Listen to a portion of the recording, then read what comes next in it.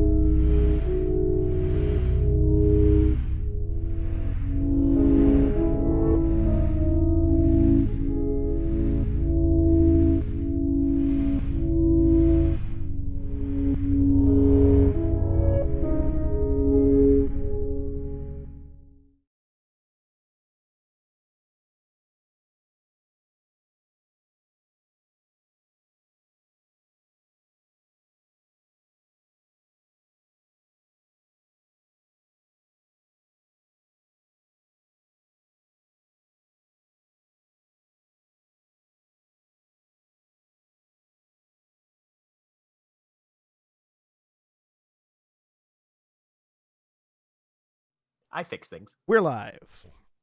Hello, everybody, and welcome once again to In Grove or Green, the Changeling the Lost Chronicle that we're running here on Final Show Films. Sometimes I wonder if I say that too fast and you actually can't understand what I'm saying. Anyway, That's joining what me, enunciation is for. I'll enunciate your ass. I mean, if you're willing, you have to fly down here, though. Okay, fair enough. We'll pencil it in somewhere. Joining me tonight is Holly. Hi, I'm Holly. I'm playing Lark. She's a beast twinwing. And William. Hi, I'm William, and I'm playing. I almost said Lark. I'm playing Paige, the ogre crystal grinder. And Mara, now that she's recovered from that previous exchange. Hi, I'm Mara, and I'm playing Liz, the Wizened Oracle. And John. I'm John. I'm playing Akujin, the ogre metal flesh blood brute who says Black Lives Matter and trans rights are human right. Fuck yeah. And Jeremy. Hello, I'm Jeremy. I'm playing Megan Lansing, Ferris Draconic. But are you a practicing Wiccan? Absolutely. Excellent. Yes, I am. Megan Fuck is yeah. or you? Both.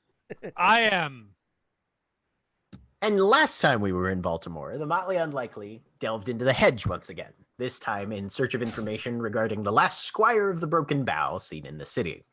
Finding yet another letter between changelings of years past, this time hidden in a secret panel of Walter Gray's footlocker, the band followed the clues and traveled to the Rawlings Conservatory and opened a gate to begin exploring the eponymous hedge trod. What they discovered was both perplexing and unnerving. A bubble of trapped cyclical time surrounding a massive conflagration that apparently consumed at least one other changeling sometime in the past, as well as a true fae, to all appearances. However, no solid connection was yet drawn between this past event and the current winter war, and the approach of Akujin's demon forced the Unlikely to withdraw before more investigation could be attempted. By way of recovery, the Motley stopped at a local bar for food, drink, and glamour. In his drunken stupor, Akujin made a dream contact with an echo of Walter Gray, learning more about how to become an actual squire himself.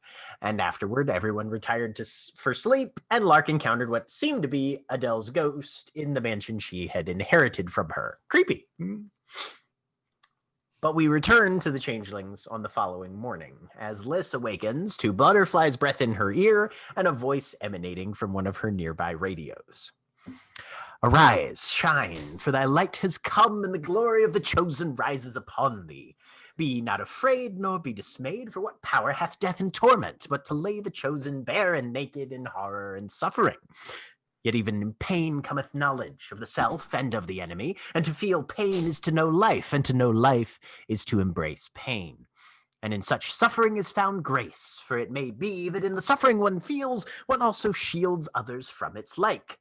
Yea, though we walk through the valley of the shadow of doom, we keep our eyes open unto the hills, for there awaits redemption from the thorns we stand upon. And it's morning. Everybody gets a willpower back. Yay. Excellent. What's everybody up to?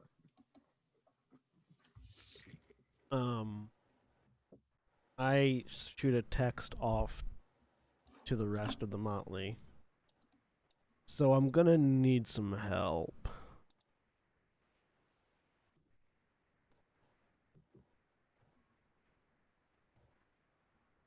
So everybody gets Asking- that at some point. And Phage will reply back, gonna need some details. In person better. All right. I'm going to the gym. Okay. Okay. How do you know Jim? The gym. Yeah, there's only one in Baltimore. How do you know him? Oh. No, Well, just kidding. In Carry that on. case, That's a lie. He's got a name. So you head to the gym. Yep. It's fairly empty this time of morning. Are you looking Makes to do sense. anything there other No, than your I'm normal routine? Just normal routine. Spend Okay. spend a few hours training, workout, etc. There are, of course, televisions, Yep. local news flashes across at some point. Apparently, the running story on the violent rash of muggings that's sweeping across the city. Cops are at a loss. Number of victims has escalated. No apparent tie to any known organization or criminal outfit. Or would they? And yeah, it's just people getting mugged and mutilated all up and down these streets. So they have put together that everyone is missing a body part from these muggings. Okay. How bizarre. They have not particularly tied it together, although there are theories of serial killers, but victims do tend to survive frequently, so they're not really calling it, they're like, if these were actual bodies dropping, they would assume some level of spree killer, but most victims do survive. Not all of them, but some of them. Minus a finger or two. Fingers, facial features. One person a couple people have lost entire hands or feet. Yeah. Cool. But base that in count mind. of reported puts it at about 30 victims at this point, which even for Baltimore in World of Darkness is not insignificant. Got it.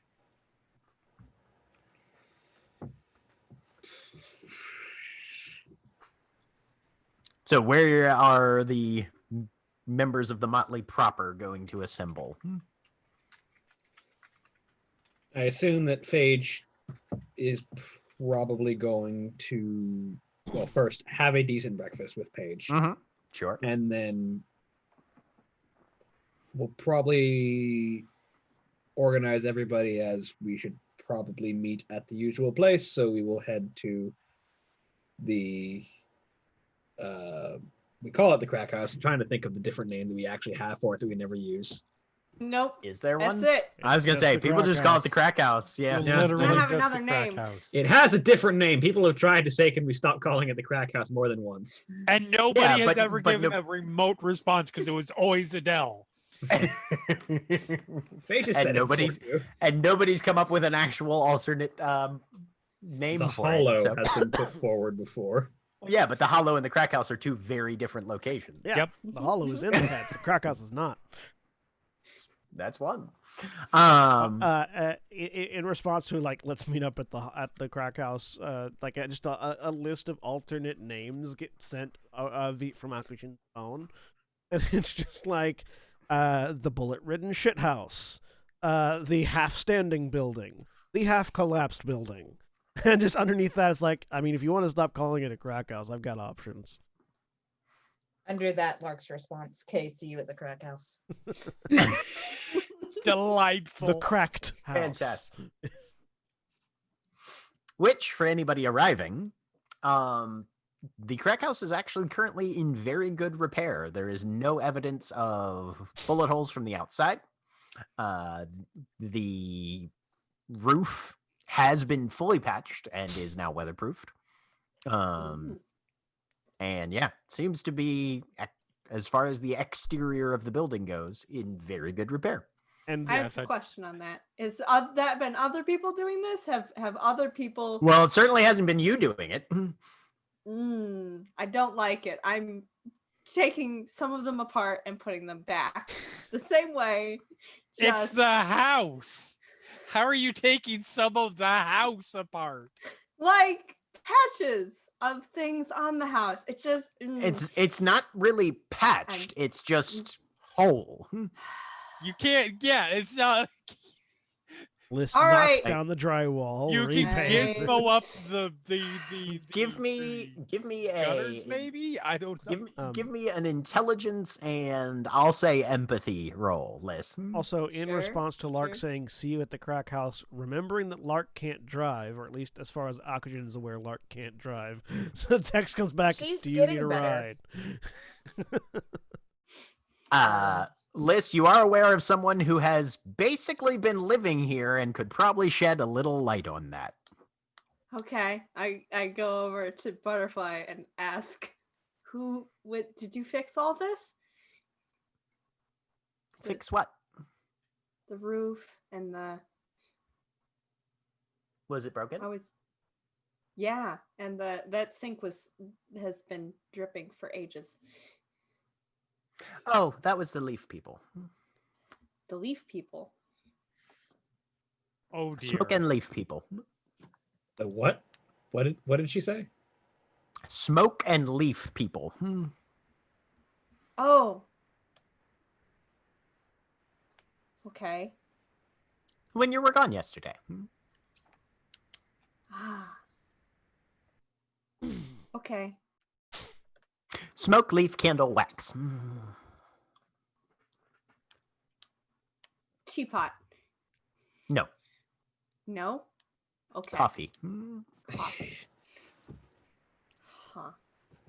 I just- want coffee. And she walks down to the kitchen. This list just starts to freely associate with this list of not freely associatable words. No! Stop! Really associations making associations. All right. You can give me another intelligence and empathy -2 if you're trying to figure out or Sure. determine what. One? Thematically, you think that is Butterfly's way of saying autumn court. Yeah, I figured. That's why I said teapot, because we had tea at our thing, but she wouldn't know that, so I feel better-ish. I'm not okay with this, but I'll be fine. I go downstairs. She's making coffee, So, by which I mean she has put a pot, like a saucepan of boiling Mhm. water on the stove and dumped several scoops of whole beans into it. I, Mara, do not know how to make coffee, so I'm going to say something now that may upset people. That sounds fine. I mean, making coffee is very simple. You put the cup into the thing, you push the thing down, you push the button, you push the other button, you make sure a mug's down there, Yeah, it doesn't and then make you wait any till sense. the Keurig is done. It doesn't make any sense. I mean, yeah, that to that me. is definitely a way to make coffee, but you don't just put the beans in water. No, you do not. There's That like makes a machine, bean water. I think. Dirty bean water. Dirty bean water. Coffee is not developed through osmosis. Ooh. Ah, Coffee is not made like tea. okay, that makes more sense. Thank you. The coffee there- acts as a filter and changes There's the a machine, isn't there? Do we have a coffee machine in the crack house? Sure. Other people? Okay. I don't know. I feel like the answer is probably yes, knowing Adele has been there. Yeah. Near- yeah. Yes, Nero would have because made I sure there remember was one. Barnaby replaced it when Yeah. Oh it was yeah. broken. Yeah. I remember that. The thing is, Oh, yeah. the coffee machine will not turn the beans into things to make coffee with. Yeah. You need a it's- grinder for that. I don't know why Yes, you you guys. I don't know why you guys have beans because Nero drank instant. Listen, don't Because question how Adele Butterfly would gets have- things. You Because have Adele beans spent because time there. I was gonna say because Adele spent time there, and even if Adele didn't, Barnaby replaced your coffee maker. Yep. I don't know if that's how you make it. She's kind of just humming to herself and stirring the Man, pot I'm of. thinking of like You're what a- making a bean soup. now I'm thinking which kind of elemental is more likely to be a coffee junkie between lightning, Levin quick. like lightning, Levin fire, quicks are or water. yeah. Levin quicks are probably the Lightning, most. Fire, water, yeah. It's lightning, yeah. Lightnings are. Yep. Anyway, eventually the rest of the motley descends upon the crack house. Jack, but Yes. before Lark leaves, she's gonna Mhm. give the house once over. Is there still like blood? Because she saw like bloody footprints last night. No, there is not. Okay. Okay. After checking that out, she will leave. Okay, sounds good. Yep, but yeah, no, there does not seem to be any physical evidence of, the event from the previous evening. I don't recall how that ended, or is that what we ended the session on? That's where we ended. What we ended the session on. That's what we ended the session on, but it ended with Adele's ghost vanishing Okay. And Lark apparently going to sleep. at some point. Yeah, once we're all together, like walk in. What smells like bean water? Phage walking over to the kitchen. It's bean water. Oh, I guess that explains it. Butterfly made coffee. That's not coffee. Apparently, if you boil whole coffee beans for about 10 minutes or so, they get soft, and then you can eat them with a spoon, Yeah, this is That coffee. which like is a- what is happening. This is like a this is coffee really bean bad soup. idea. I want to try one. Like I, as Just a one person, have bean? never had Yeah, a one coffee bean. bean.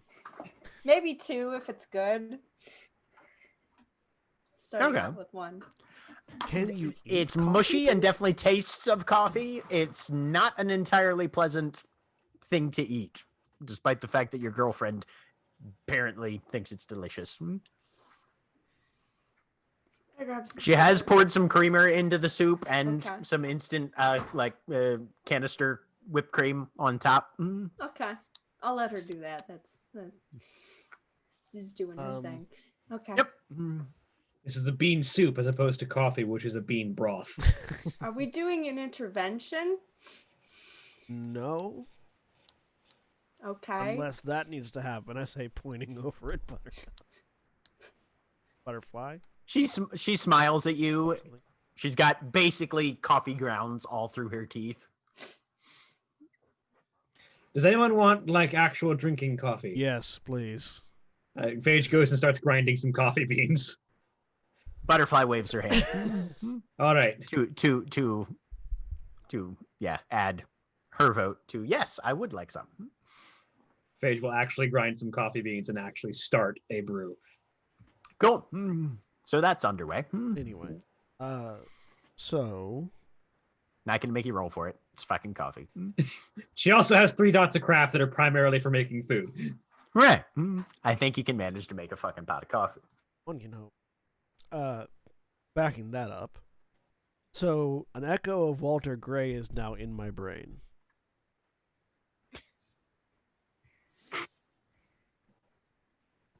It's Okay. empty in there. Just sort of No. echoes. No, not that kind of echo. Okay. When I passed out after our drinking contest, I said indicating towards Phage. Oh. I had a dream and Walter Gray was there talking to me. I've That's- had weirder dreams when I've had weirder dreams on the occasional days that I've actually gotten drunk. That's why I had you arrange the gear pieces in a sword pattern so we could have a better conversation. Oh. Okay. It worked. Yeah, it did. So I can't really confirm because it's an echo of him from before he went to the ambush, but I got the feeling from the way he was talking that if he was still around, we'd be able to find him. So he's probably trapped there or dead. He did tell me how to reestablish the Squires of the Broken Blade, though. Squires of the Broken Bow. Ow. Bow. There are 2 methods, one of which won't work. By nature of me telling you that there are 2 methods at the very least. Either I need to soak my blade, indicating the large keyboard case, in the blood of my unwitting friends, so they can't know I'm doing it. I don't think that's possible. Or in the blood of my greatest enemy. Immediately Have a followed with, whole- so you can't tell Megan anything. Megan isn't my closest friend. I understand. It was a joke. You have a whole biker gang. Just murder your biker gang. I'm not gonna walk up behind Diego and just shank him with a big fuck off sword. Okay. If you stab enough okay friends, do they make one close friend? What's the exchange rate on friend blood? I don't ambush people from behind like that, and B, I'm not gonna do that to my friends. That's why it Anakin wasn't. lit up. You don't need to soak your blade in it. You just need enough blood for the ceremony. Yeah, which That's why Anakin lit the lightsaber in front of all the foundlings. exactly. So what was option B? I need the blood of my greatest enemy, which we've run away from a couple times. I was about to say, which is the That- thing that you can see and we can't. Yeah, Does it have blood? I didn't. Did I manage to hit it once? I think I did. Yeah, It seemed like it got injured from that, didn't it? got injured. You Did it don't bleed? remember there being actual blood, but I if hit it it. bleeds, you can kill it. If you can kill if it, you can maybe get- it does bleeds. I know I can damage it, which I am going to take to mean that it has something that would count as blood. To be fair, this kind of magic doesn't really care about specifics as much as intentions. One would hope, at least. Given that it, I mean, those are sort of the 2 sides of the coin for Fey magic. Either it cares more about themes than the letter of the law, or it doesn't give a shit about themes as long as you follow the letter of the law. Yeah. One of the 2, mostly. but either way, having faced it at least once already, I know I won't be able to take it down by myself.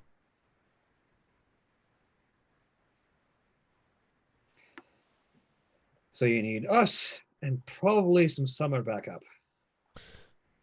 I feel like the more people involved, the more likely it is for us to shoot each other, considering I'm the only one that can see it.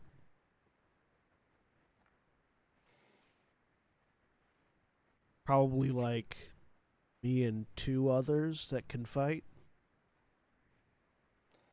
Well, while I am a decent hand at this sort of thing, I would not exactly call myself a excellent fighter on the level of Summer Court. I would suggest Megan. That seems like a fair assessment.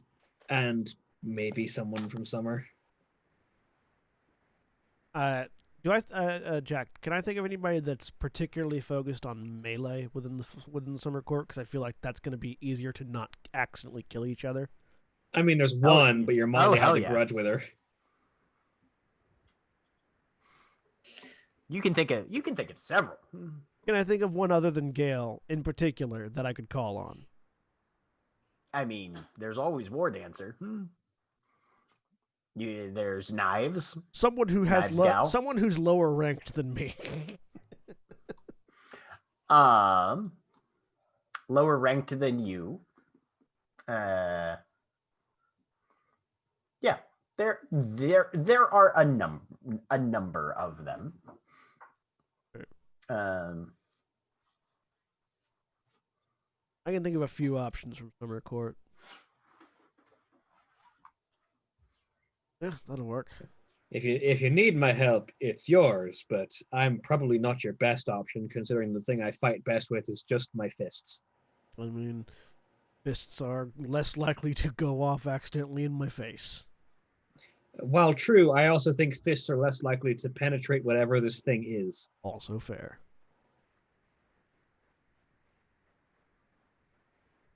Yeah. Look over at Lark. If you want to give Megan a call, All right. see if she'd be interested. Don't you have her number?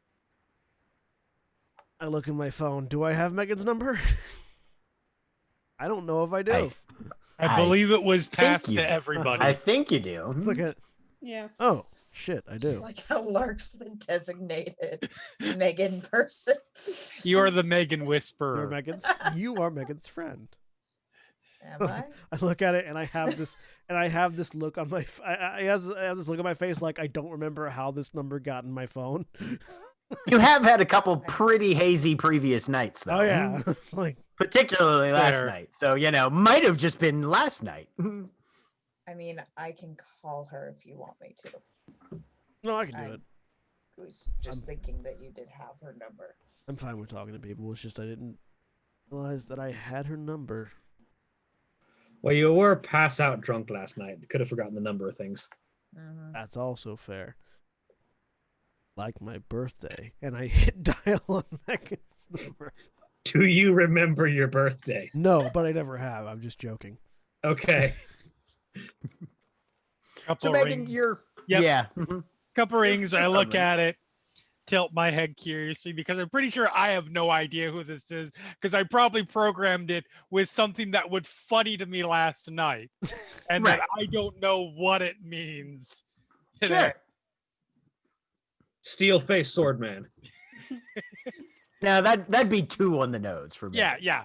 No, absolutely. You did Um, no. Yeah, you titled it Edge. Edge. You either titled it Edge or Skull Candy. Yeah, no, Skull Candy I There you think go. makes more sense. Hello? Hey, Megan.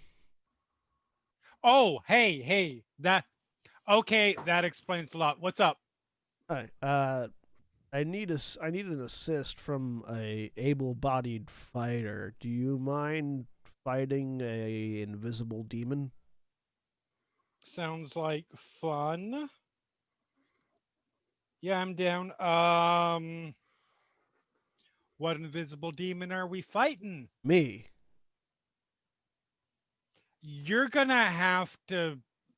I'll explain. I mean, I suppose you could vague that up a little bit, but not much. So clear focus is better for me. yeah, I can explain it better, not over the phone. Okay. Yeah. Is this a fight that is going to happen when I arrive, or No. or Well, soon after I arrive? time to prepare. Okay, good. You know what to bring. So, all right. So don't bring, well, beyond myself, weapons yet. If you want, but I don't know. We still have to plan first. So I mean, I generally try to avoid bringing most weapons with me. I always carry. I'm always armed, but yeah, not demon you killing weapons. we're not leaving straight from here to that. So Sweet. Where you at? the crack house. You're at a Which crack you know house? where that is. You know where that is. Right. Yeah. That's right. I was there. You attended a wake there. Yep. And everybody was calling it the crack house well enough. Okay. Yep, pretty much. Yeah, we're working on branding. I think like with a K instead of a C, and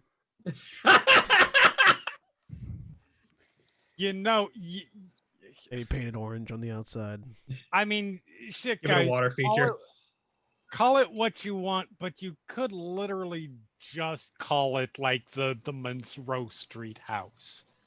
That's boring though. I mean, yes, but it also doesn't get police looking at you weird when you say crack house in front of them. That's this- right. is this I forget conversation that on other speaker? I people gotta go. worry There's a about that. policeman looking at me weird. I'll talk to you later. Was that on speaker? No. Darn. Yeah, I'll make my way over. And then I will call someone from. Who do I call from the summer court, Jack? So people that come to mind, specifically for you, there's Sarah Bloodred, who's another blood brute that you're familiar with. She's also in Barnaby's Motley. There is, who was the other name I was thinking of? Or Copper Tom. Who is another elemental metal flesh. Yeah. Would I have Sarah's number? Yeah, probably. You've been around Yeah. long enough to pick up some contact. Yeah, I'll call Sarah. Okay. Which if you mention her, the rest of the gang definitely knows her because she was one of Yeah, your she's in guys' Barnaby's security. She's in Barnaby's Motley, and she was also security for the Commons. Yeah. As whenever I talk to any ogre, I refer to her as sister. So But yeah, you give her a call. Hey, hey sister, could use your help taking down a hedge beast. Well, more than a hedge beast, but I can explain better off the phone. does this hedge beast have good technological eavesdropping? Is this hedge beast tapping our phones? No, but I don't like talking about this kind of stuff over the phone. General. Because you're weird. Okay, where am I Yeah. meeting you? You know where the unlikely stay at? Oh, their crack house? Yeah, that one. Yeah. We're thinking of rebranding it. All right. Anyways, but yeah, head on over. Okay. While that's Click. going on, Yeah. I know we had a we had a lead that we were going to follow on the Queen. Yeah, Gracie. you know who her real life parents were. Yes. Her parents and her place of disappearance, which didn't, it seem, end up being connected to the conservatory. I mean, not as far as you went, Yeah. but you didn't exactly follow that trod all the way to its opposite end. There. So while that's happening, unless you'd like us to be nearby just in case, I think we should probably start doing digging on Queen Gracie's parents. I think we're best making the most efficient use of our time, considering that they're not exactly not stopping their agenda in the meantime. Yeah. So while you lead your war party to get your blood, we'll go try and dig up some more information on Queen Gracie. And that way, need martial assistance, we're all together. Though we will probably be slightly beat up, or at least I will. It seemed to be focused on me. This is something I'll be needing to call Paige over, because this was something that I was getting her help with. Wait, She what? had all the town hall information and actual like city background stuff that would help with this. That's definitely an area of not my expertise, so I would only slow you down. So Phage will call Paige. Anyone else said how weird it is that you and your girlfriend have almost the same name? It's adorable, Lark says. I mean, sure, adorable, but also weird. The name? Imagine if I was dating someone who was like Kujin. That would be That weird. doesn't rhyme. Well, no, but it's like almost the same, just like one letter Oh, off. it's not. Yeah.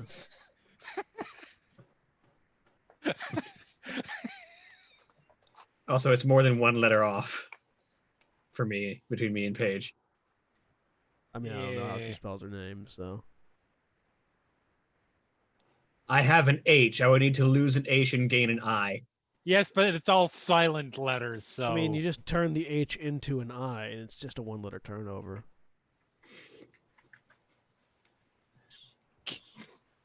Hi. Also, What are my we- name literally means to eat. Her name means. I lost whatever you said there, John. I said, and her name means the squire of a knight.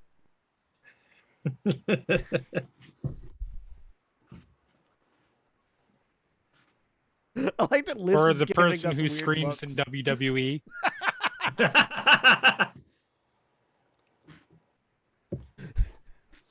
I like that Liz is giving us weird looks. Yep. Anyway, I call Paige. What's up, sweetie? Hey, do you want to give me that hand with hunting down Queen Gracie's parents today? Sure. Right. Yeah. Give me an hour. Perfect. We're currently convening around the Monroe house. Okay. Is that what we're calling it now?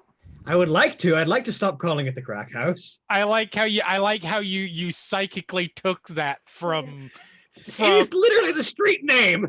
I understand that, but it's literally never been referred to as that until I said it on a phone call you weren't part of. The thing is, though, I was literally trying to find the name of the It's- street prior to that it's- conversation. It's the same thing like how multiple civilizations discovered writing at the same time. It happens. It's called convergent evolution. When animals do it anyway. Like legitimately, You know, out of over the game before you had course that of phone call, millions I of was trying to years. find the name of the street so I could refer to the house by that street name. We're just speeding it up, that's all.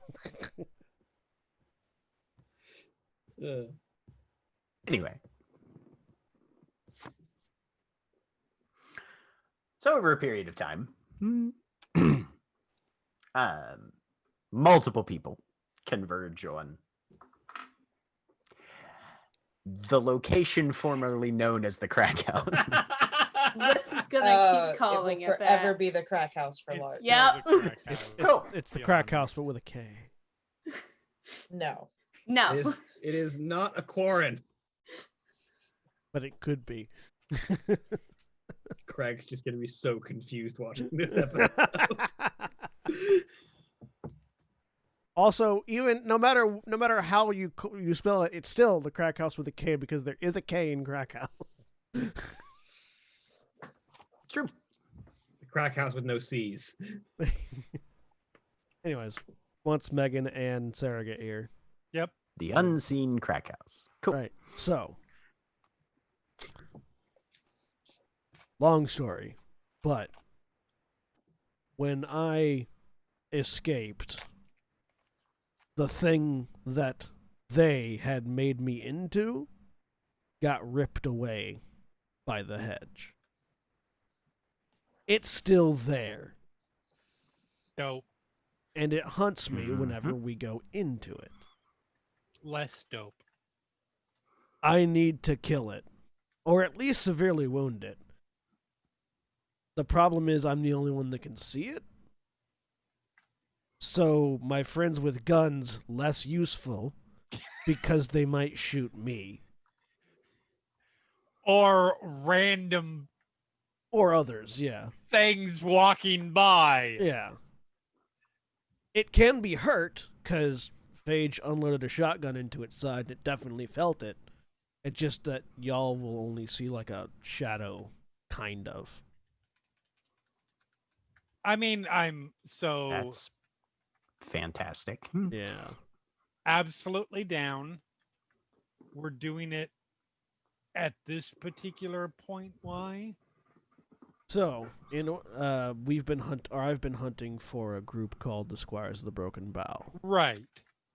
Found an echo of the one member that used to exist here in Baltimore in my brain, as you do. We'll put a pin in that.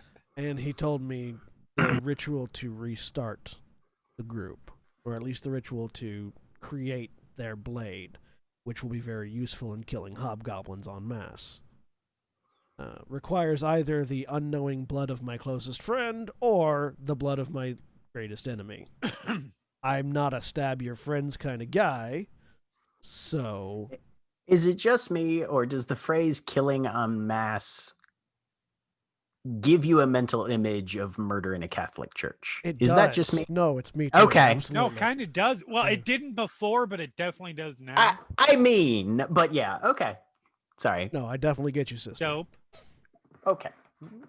All right. So, couple quick questions. Yeah. Are you sure it can bleed? I'm sure I can hurt it, which I hope counts. That's not the same question. That's not an answer to the question that I just gave. No, I'm not sure it can bleed, but I'm sure it needs to be dealt with anyways.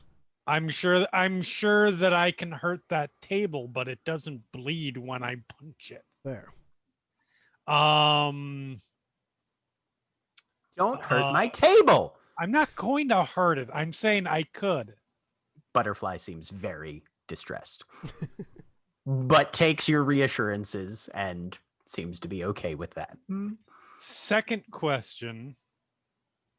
While I am absolutely down for stab and pray, that it works. When it doesn't, what's the next step? If we can't kill it, we can get away from it. We've been able to get away from it every time we've seen it so far. I mean, yeah, I'm assuming get away from the thing that will not bleed is a good idea. But I'm thinking longer term here, dear. Yeah. It was the first thing that came into my mind when Walter Gray said the blood of your greatest enemy. Mm-hmm. And I feel like the first thing that comes to your mind, if something comes to your mind when someone says that, is probably the thing. Could be. I'll have to figure out who my greatest enemy is if it can't bleed. Fair enough. All right. But that's a me problem more than anything else, really. Well, here's the thing about it's a greatest you enemies. problem, so it's a your motley problem. And granted, we don't know each other yet, but there's people that I do like in that group. Also fair. Sorry, Sarah. Oh, I was just going to say that the thing about greatest enemies is if you don't have one, they are really fucking easy to make. Oh, legit. I make worst enemies at least 3 times a year. I mean, there was that cop I pantsed once.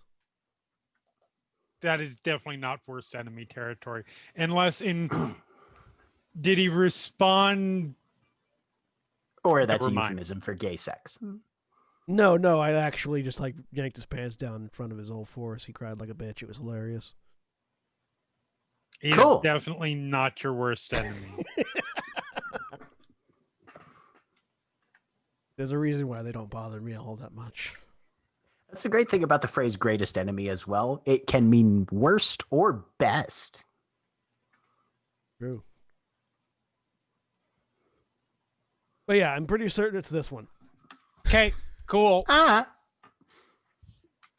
Willing to give it a And go. where are we fighting? So yeah, we'll need to basically just pick an open spot in the hedge and tell it to come eat, and it will.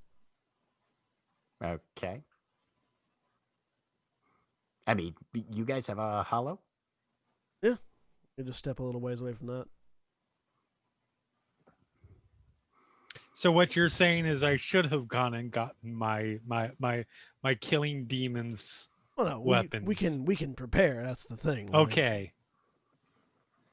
I mean, I assume there's a schedule, but not necessarily a already written in stone one. these three. Also, oh, go ahead. I indicate to the rest. These three are going to go do some investigating, like the kind that I'm put to sleep by. So I imagine these things will be happening sort of simultaneously while they're busy doing book things. We'll be busy killing a thing. Cool. Nope. So on that note, what do we need to know beyond it's invisible? So it's invisible. It's delightful, but you it's know, invisible to you guys. I'll describe what he looks like from my perspective. So dark, cloaked, looks kind of like, if you ever think about like actually kind of like this. It's sort of like pulls off his jacket and then turns around to show the tattoo on his back. appreciate the view, Kind of like that. but that's not quite what I'm looking for, because if I can't see it, it does me no good to know its aesthetics. But number of legs and arms and head is good. With the fuck off sword too. Sword is relevant. Yeah. Okay. Mm-hmm. How The jacket.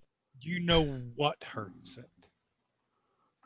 I hit it with a makeshift spear. Okay. And Phage shot it with just buckshot. Actually, Phage, you don't load your gun with anything special, do you? No, just buckshot. Yeah. So presumably just regular shit's gonna work. Yeah. It's not like supernaturally resistant to anything as far as I could have told. It's just tough as all hell. Yeah. Okay. And hard to see, obviously. It has physical form. To me, at least, yeah. It kind of like phased through the hedge, and then it was solid in front of me. Even though it was invisible to everybody else. Yeah. Also, really quick. Did you see anything come out of it when it got shot or stabbed? Not that I can Did remember. I?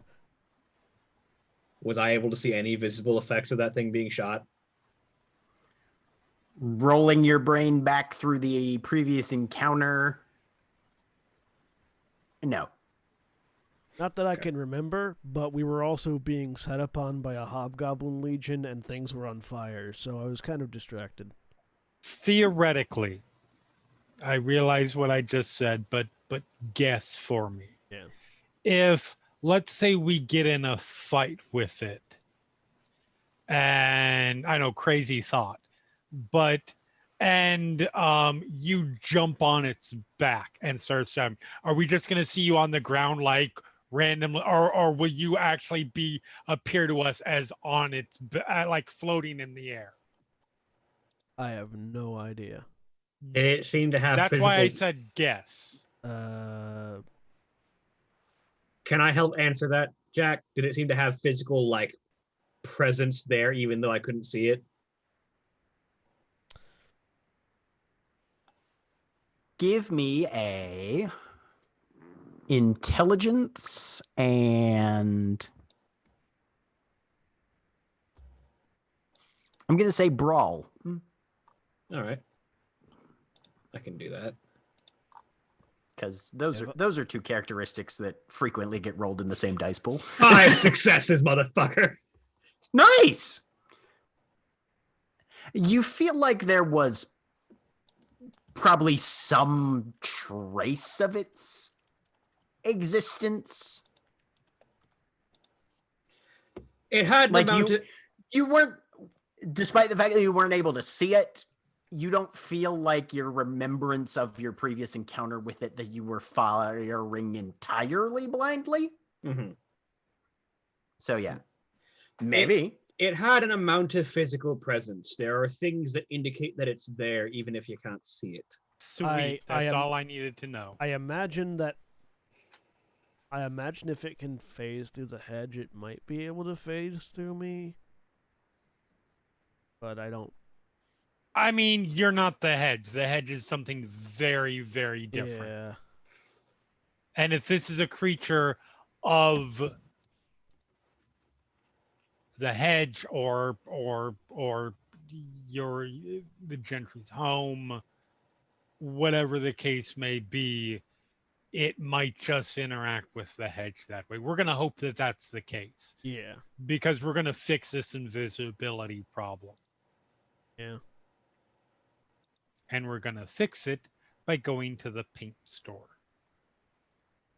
Purple. I like that idea.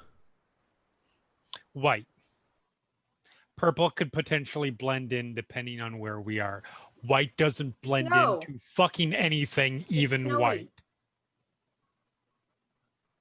Okay. I mean, it is. No, snowy. white doesn't even blend. White paint doesn't even blend into white. Beige. Like off-white. Egg crew. Yeah. I mean, yes, that's basically what I'm talking. Yeah, we'll get like off-white. Yeah. And a tarp. Bone, ivory, eggshell. Yeah. Mm-hmm. Something like that. Yep. Cool. Let's go get your shit, get some paint, and we can kick Sweet. his ass.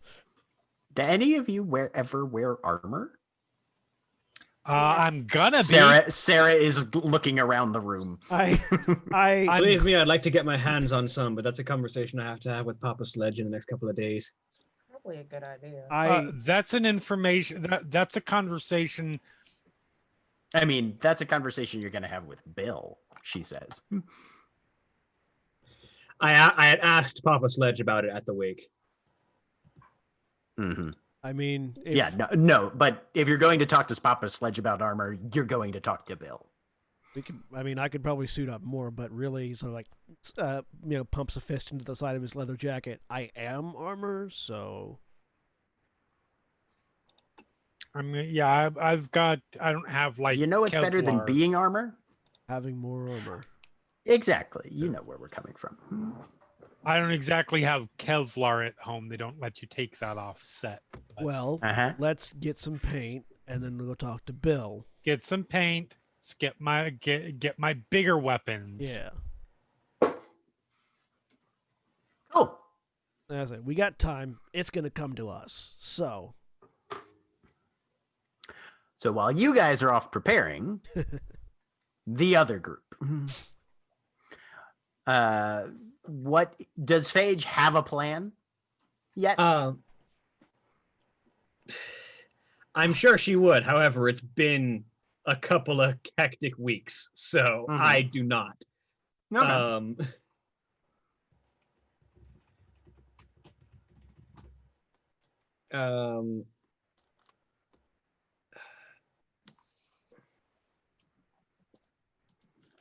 Yeah, like I know that I should have a plan formulated, but I do not personally.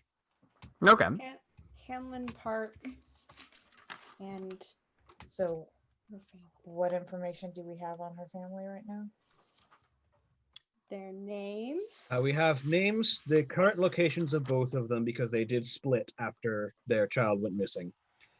All right. We have the time and date of the disappearance as well as the location of the disappearance. We had some of that already. I went and talked. Akujin and I went and talked to Tag and looked in the library. I don't know if there's anything else there. Are we planning on talking to either or both of them? I think we probably should at least talk to either of them, maybe both of them.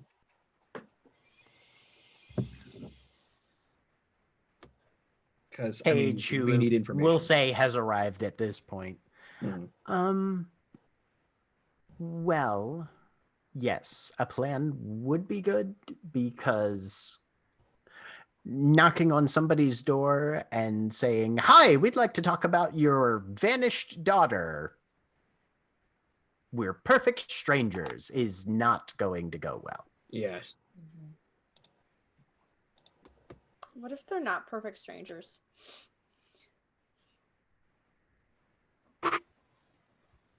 Continue. I just curious. What if they're not perfect strangers? Would that go better? I mean, generally, getting sensitive or slightly very personal information out of your friends is easier. Yes. Okay. Okay. Are they? No. Information. If I have their picture, we can get in touch with the dream. Okay. That's depending on what they're like. You can maybe ask more direct questions there, but not always. Fade said you have city hall connections. I don't know what that will do too. Because that's, I think, what you had originally said when you brought it up, William, right? I said that she's the person who has access to most of the paperwork details Yeah. that we could potentially find on the side. Oh, yes. That would Oh.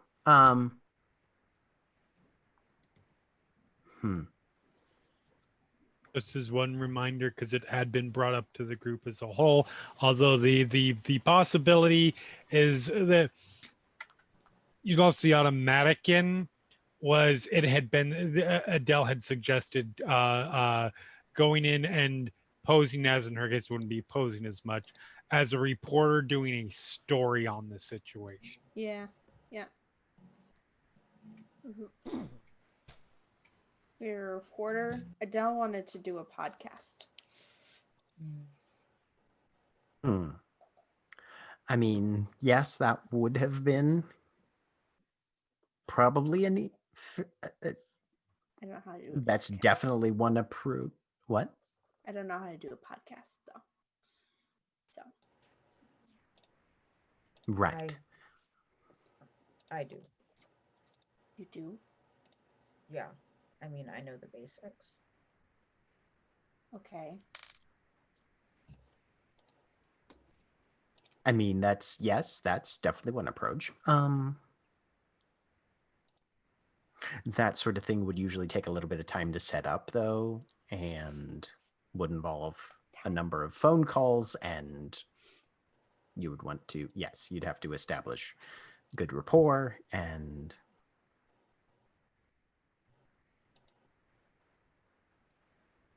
Is that the same where reporter comes from? Report. I don't know. Report or vowels. Sorry. Go on.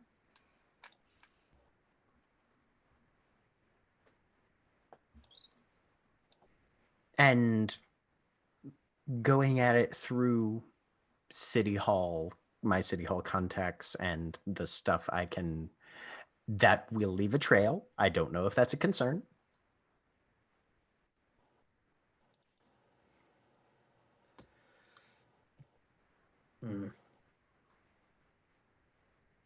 I'd It rather might we be, but not at the leave moment it we're kind of short. staring at a brick wall, so we need to do something to move forward. Or just going to Hannon Park and looking.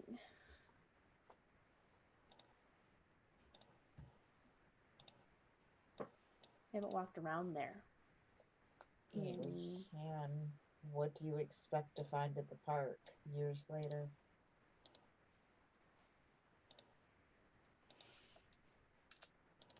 7 years, decades See later, what's isn't it? there?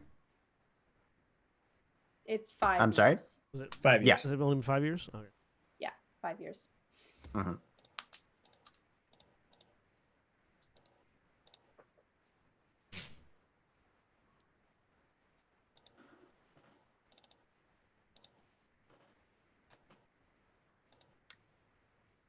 But yes, I mean, that is also if we don't want to immediately try looking around at the park would be an option I can see stuff for sure. sometimes. So Okay. that's that one. I can't talk.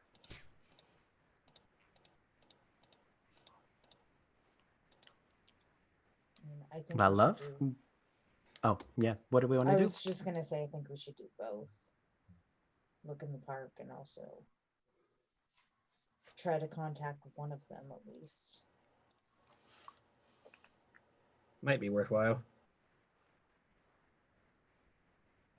Well, If one of them it- doesn't talk to the other one, then you can say that you're from the other one who is coming to talk to them about things. and we lost William. Oh no! Ah, Uh-oh. the infection spreads. It's gasp.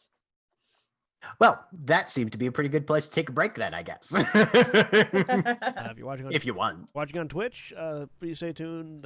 Keep an eye out for these commercial messages. We'll be back in a bit.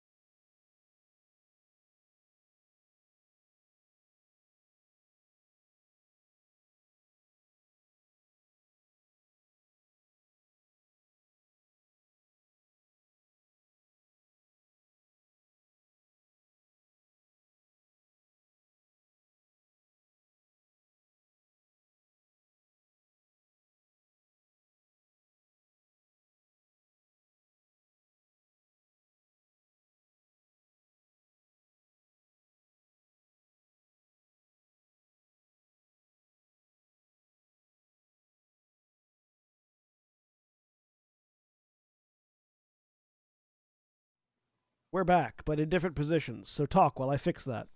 Woohoo! Okay. So, you guys are determining whether or not you're going to contact the parents of the individual that we have been assuming is Queen Gracie's origin. Talk to the parents or go directly to Hanlon Park and just poke the fuck around a little bit and see what Bliss's magic radar picks up. Because I that's a believe thing. the last thing that had been mentioned was both is a decent option. Both is an option. And therefore, if contacting the parents, which method or avenue you will utilize to approach that.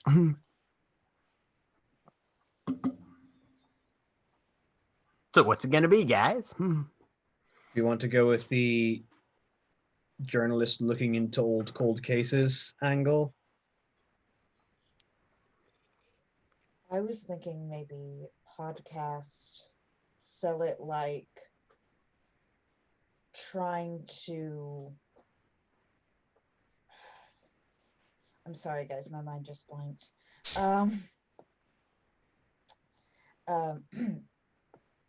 Trying to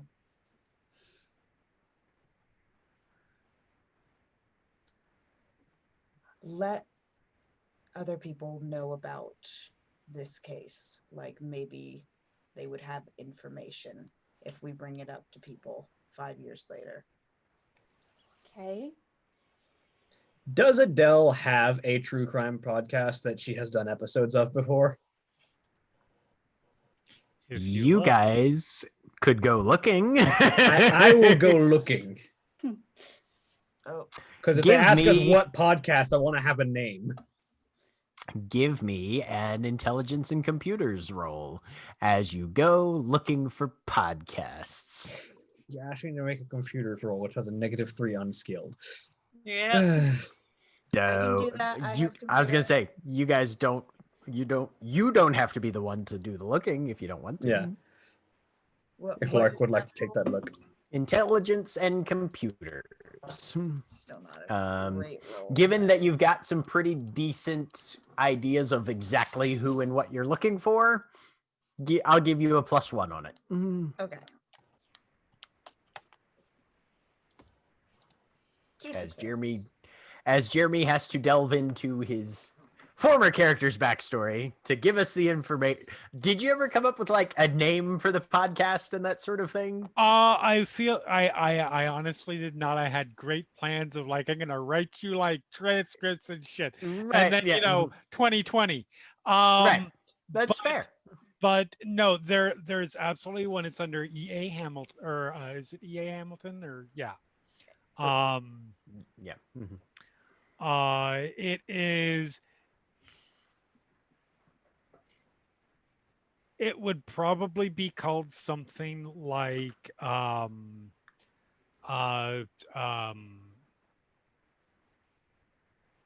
just gonna go really generic here. Mysteries of Baltimore. And it is described as looking into. It's essentially a supernatural / true crime podcast.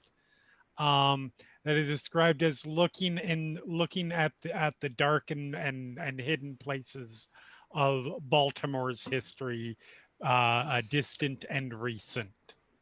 And there are probably a good.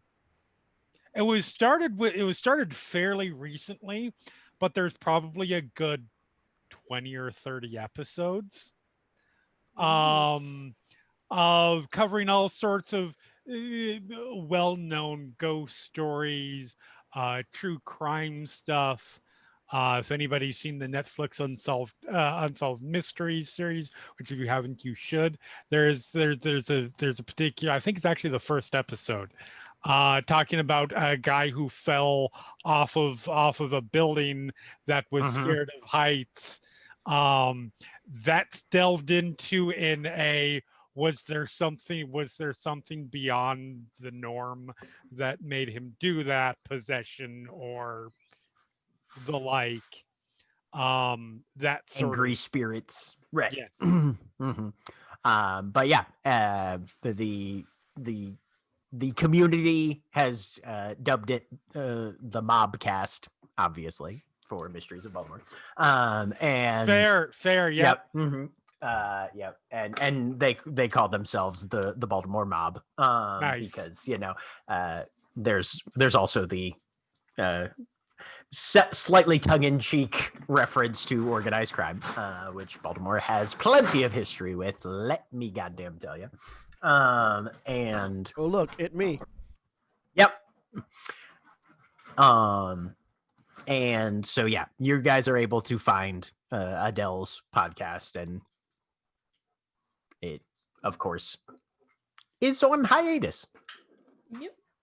So there's information to provide if they ask us what podcast we're doing this for.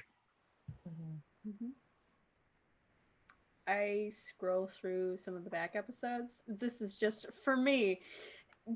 Liz would be looking to see if Adele had put anything about her case in there, just in case. Absolutely not. Okay, cool. Nope. Not even nobody a with a whisper. Yeah. Okay. Like if you end up listening through, there is no inclination of Got it. anybody that she knows mentioned, because anonymity is a good thing. In the fact, if you listen, there is what would be clear to you guys, although it is very high quality, a voice modulation to make it seem like E.A. Hamilton is a guy. You get less bad comments on the internet that way. It's true. Yep.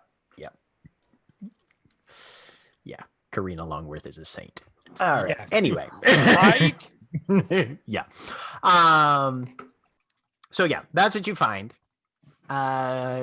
If you do have enough contact info to wrangle up a phone contact for Mr. and the formerly Mrs. Arundel, which one would you be contacting first? Mother or father? I feel like starting with mother might be a good idea.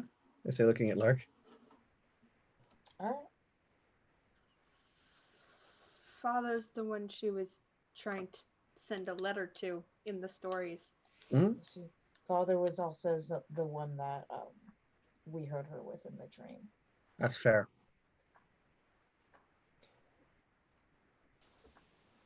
What's it going to be? Let's start with the father first, then, yeah. Okay. You put through a phone call. Rings twice. Darren Arundel. Hi there, Darren.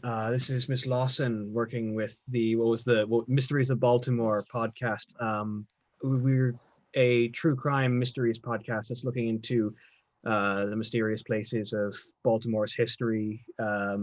I was hoping I might be able to organize an interview with you to talk about the case of your missing daughter. Has something new come up? Not in the police interview, but it's something that we uncovered ourselves and are very curious to learn more about, see if we might be able to spread some information and maybe uncover some of the mysteries that have been left lying for a while. Give me a manipulation and persuasion. He doesn't know you personally, so you'll be at a -2 for this one. I'll spend a willpower. Right. Dangle that false hope right there. How you doing? I have a success. At a success.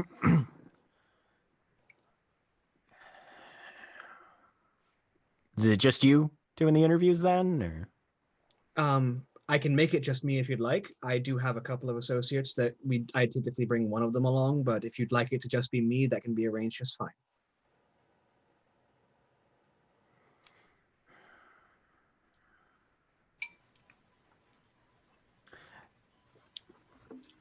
Okay, I can give you an hour. All right. When would be the best time? Today's fine.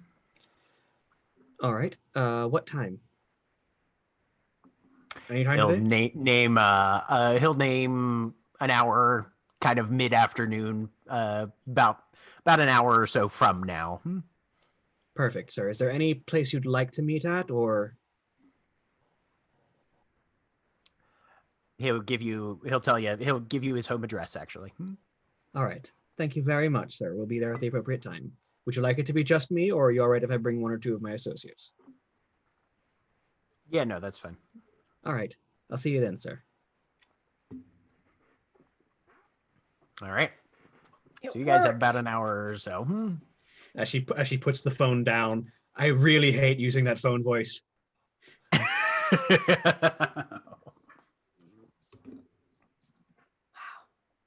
was cool. There's a certain All right. voice you have to put on over the phone that helps people accept what you're saying. Okay. Who's going with you? All of Honestly, if all of you want to, that's probably good. I think Paige and Liz, if you two would like to take notes, because you have very different note-taking styles that'll both be valuable, Okay. Of course. while Lark and I do most of the asking questions. Sure. 1, 2, 3, 4. Okay. More people right. than he was thinking would show up. That's fair. I think you and Lark should definitely go. Liz, do you want to go along? And I can be there for backup if you need anything. Sure. Yeah. Mhm. You can see how many people that's through the door. That's only 3 people in the door, which is exactly what I told him. If Paige wants to stay 1, outside, 2, 3. if Paige Yeah. wants to stay outside and just keep an eye out and be backup if she's needed. Or Yeah. you can, and I can take a look around. If you want to take a look around with magic sense. Mm-hmm. Good idea. His house? If the Hobbs have been investigating anywhere around him, especially if they've been trying to get him a letter, there might be some kind of activity around there. Oh, yes. No, I just meant he's probably not going to want Liz wandering around his house No. unsupervised. Oh no, not inside, wouldn't in know the it was area there. around. All right. Sure. Just This will be fine. It'll be fine. Try It'll be not to fine. don't go inside his house. Try investigating the area around. Okay, outside. Totally going in the house. Okay. Listen, if Liz was sitting outside, she wouldn't be held back anyway. This is fair. All right.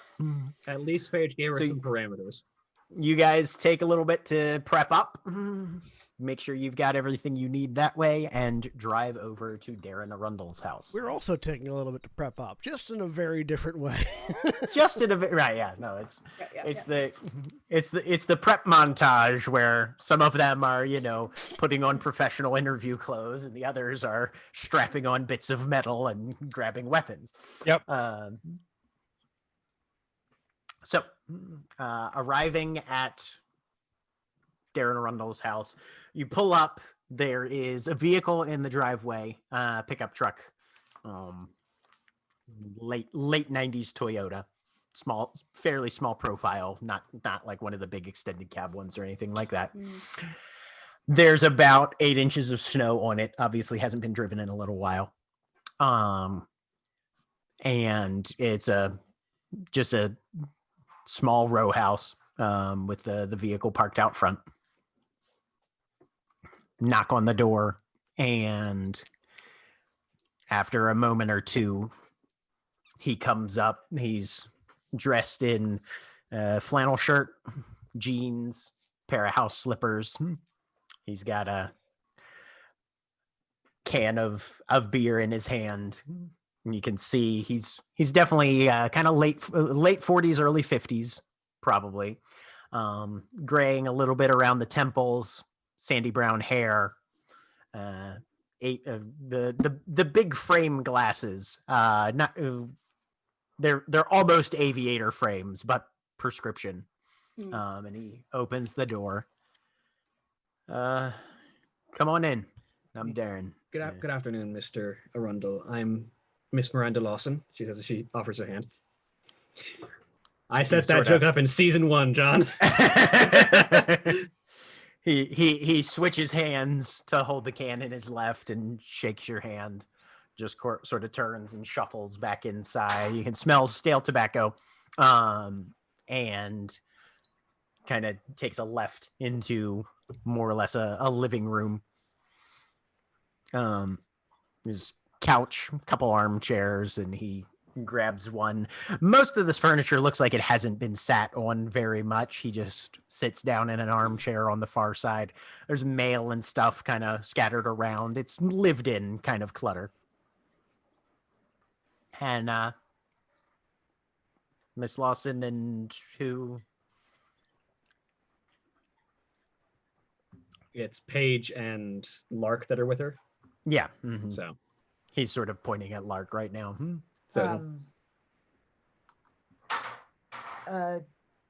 Sorry, Del Sterling. Didn't think about this before you walked in the door, did you? Nope. And Paige gives him a nod, kind of looks at both of you, and then sort of catches herself. Oh, I'm sorry, Monica Ramirez. He's like, nods. So you guys are looking into cold cases, it sounds like, huh? Cold cases, old mysteries, anything that didn't get quite a solid answer and still has a bit of questions lingering around. Yeah. 5 years of nothing but questions, but go ahead and start. We'd like to learn what some of those questions are. Maybe we can share them around. Maybe someone might know something just and hasn't been asked. So and it takes a minute and taps his finger on the side of his can. And then just kind of clenches his fist, and you can hear it crunch as the empty container is compressed. And I understand who it was took her. Yeah. Why there hasn't been any sign of her. 5 years gone. And I understand this can be a very tense and emotional topic for you, so anything you need to do to relax is perfectly fine. We're just getting notes and asking questions today. We're not recording anything. Kind of gives a nod and sort of stares off to the other side of the room a little bit. Go ahead and give me a wits and empathy for those of you that are in the room.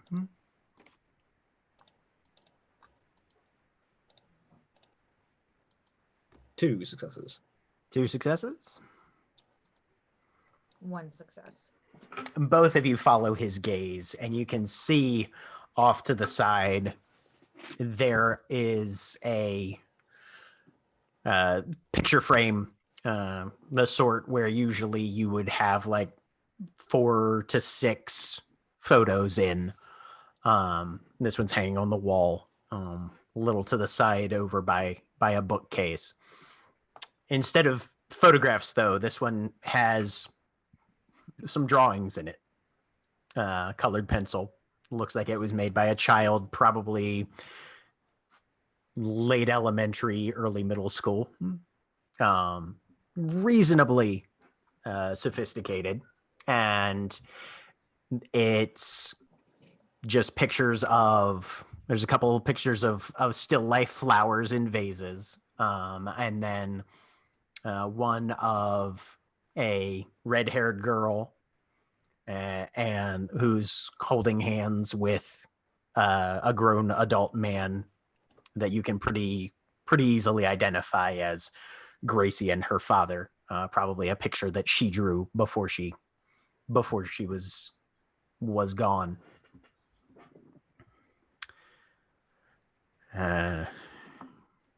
far as the missing goes, we had her at the park that day. And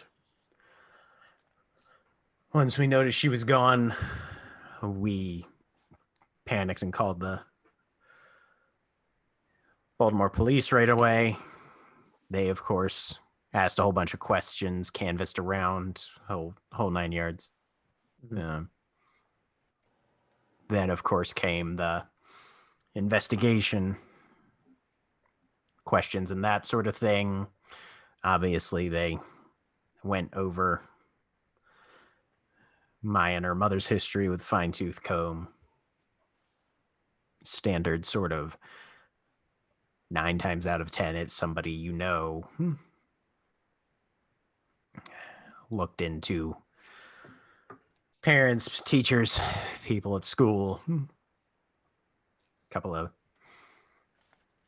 locations, looking into offenders in the area. And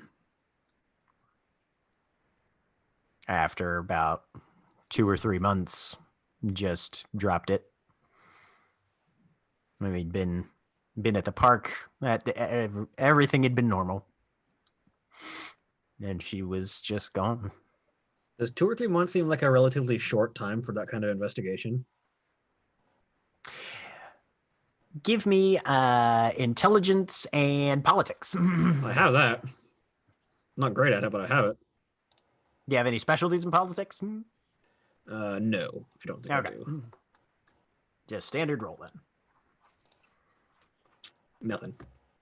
Okay. I'll roll for Paige since she's here. I have no politics. Okay.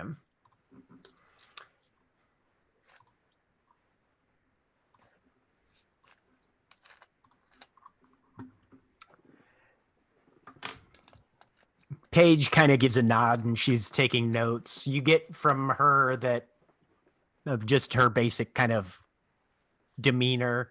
That sounds about right. Mm-hmm. Yeah. You know, you guys are aware of the whole like statistics.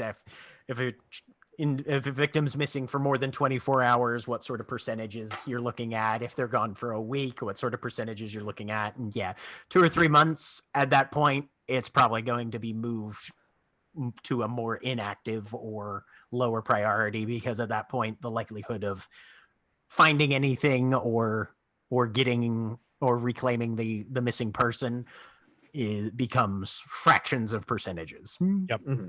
Leeds cold police stopped giving a shit. Yep. I mean, not stop giving a shit, but you know, it's Right. darkness, so stop giving a shit. Stop It's giving the world of Yep. darkness. They do start Yeah. giving They a shit. stopped giving a shit at 72 hours, let's be honest. Yep. They Yeah. stopped giving a shit before it hit their desk. Yeah. So we've got access to what records the police are willing to share regarding this particular case, but Let me guess if it's on 2 pages, front and back. not a whole lot, no. But we don't know a lot of the sort of personal details surrounding the event. What was home life like with Anne? We'd like to know who this person is that's gone missing and what life was like around them. Gracie was a good kid. She was creative, a little bit of an artist, loved stories. A little bit strong-willed, had a temper on her. She'd throw her stuffed animals down the stairs whenever she was out of sorts. Say she wanted to be alone. Apparently that even meant bears and rabbits and whatnot that we had for her in her room. She'd shut the door for a good half hour or whatever. And then next thing you know, she'd be grabbing up her toys and apologizing to them and putting them back on the shelf. She was a good kid. someone who lived a very active, active and imaginative life. I mean, you know, kids at that age, Yeah. they're still trying to figure out what's real and what's not. And when they can't figure it out, they decide for themselves, I guess. How old exactly was she at the time? Would have been 9. Well, it was 3 days before she was 9.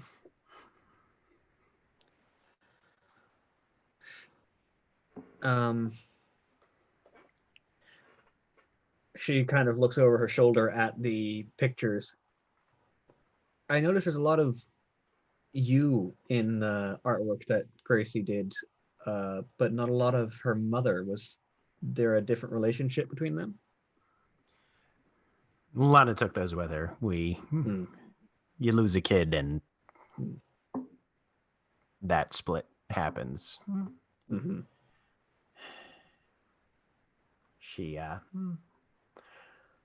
She did some pictures of her mom too, though. Yeah, she was quite a little artist, that one. Fact. And for the first time you see him sort of straighten up a little bit. And he goes over and pulls a photo album out from one of the shelves. Sits down and opens it up, and there's a few pictures of Gracie in there. Young girl, fairly round face, strawberry blonde hair. But for another of them, there are just kind of drawings from page to page. I'd tell her stories for bedtime stories every so often, and next day or two, eventually she'd come up with an illustration from one of them. We always told her she could illustrate books when she grew up. She was always one for drawing whatever story caught her eye. What kind of stories? What kind of stories did you share with her? Oh, you know, usual Princess Gracie makes friends with a dragon, or you know, we called her our little princess, and she was prettiest princess in Baltimore, that one. And she's just there. He's just now kind of idly paging through the book. A lot of the drawings are just kind of standard kids art. Yeah. Go ahead and give me a wits and composure if you're trying to follow along at all. Yes. Can I make that as well? Yeah. 2 successes. Okay. 0. Yep. So, Lark, you're kind of seated across the room. It's hard for you to get an angle, but Phage being closest, you do see a couple that pique your interest. There's one of the obvious Princess Gracie character riding a squirrel. There's one of her cleaning up a room in what seems to be a castle. There's one of her apparently pulling a figure out of some sort of swamp or bog of some sort. And your mind is pinging these stories as ones that were also reflected in the pages of the book. Mm-hmm. Do I see one of Queen Gracie building something? No, you don't see any of those.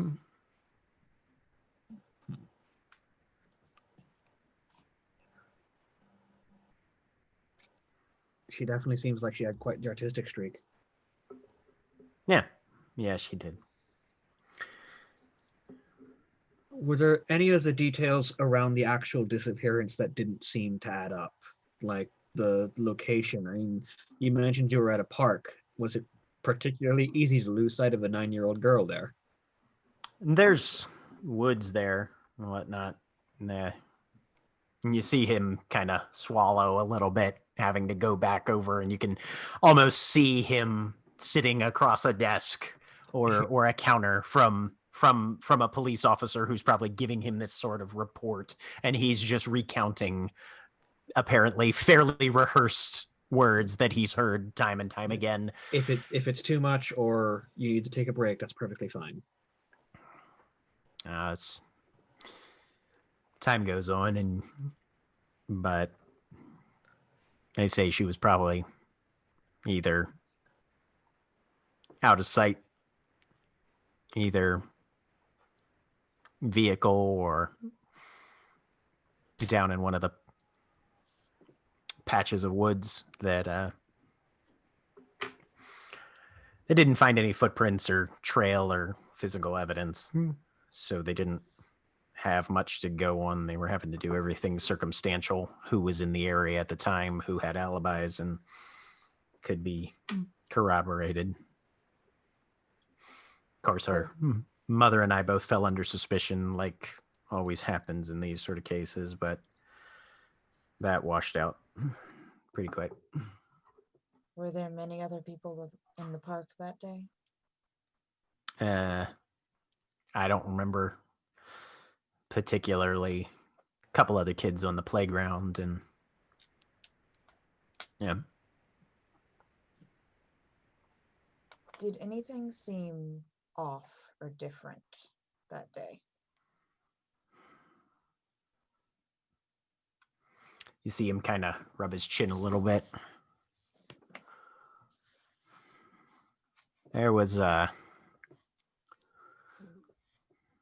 There's a guy doing food samples. We'd never seen him before.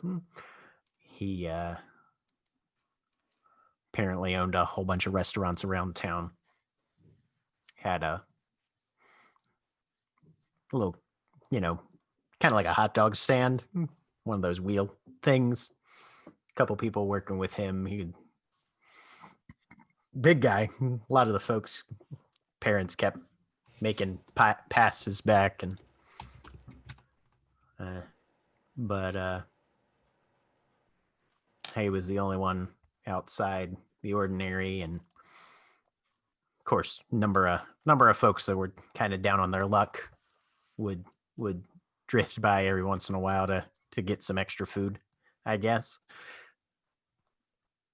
Does that basically describe Joey Hot Sauce? Oh, to a T, pretty much, yeah. Yeah. Who is that again? The guy who gave us food when we first came in from the hedge. He owns a bunch. And the guy who gave you the weird box to go sabotage another restaurant. Yep. He feeds newcomers, and also he owns a lot of restaurants around Baltimore. Yep. Pretty high ranked Spring Court guy. Now I remember him. Okay. That's someone you can go talk to and get better details from, because he'll remember. Oh, yeah. Mm-hmm. That's a lead we didn't have before. Mm-hmm.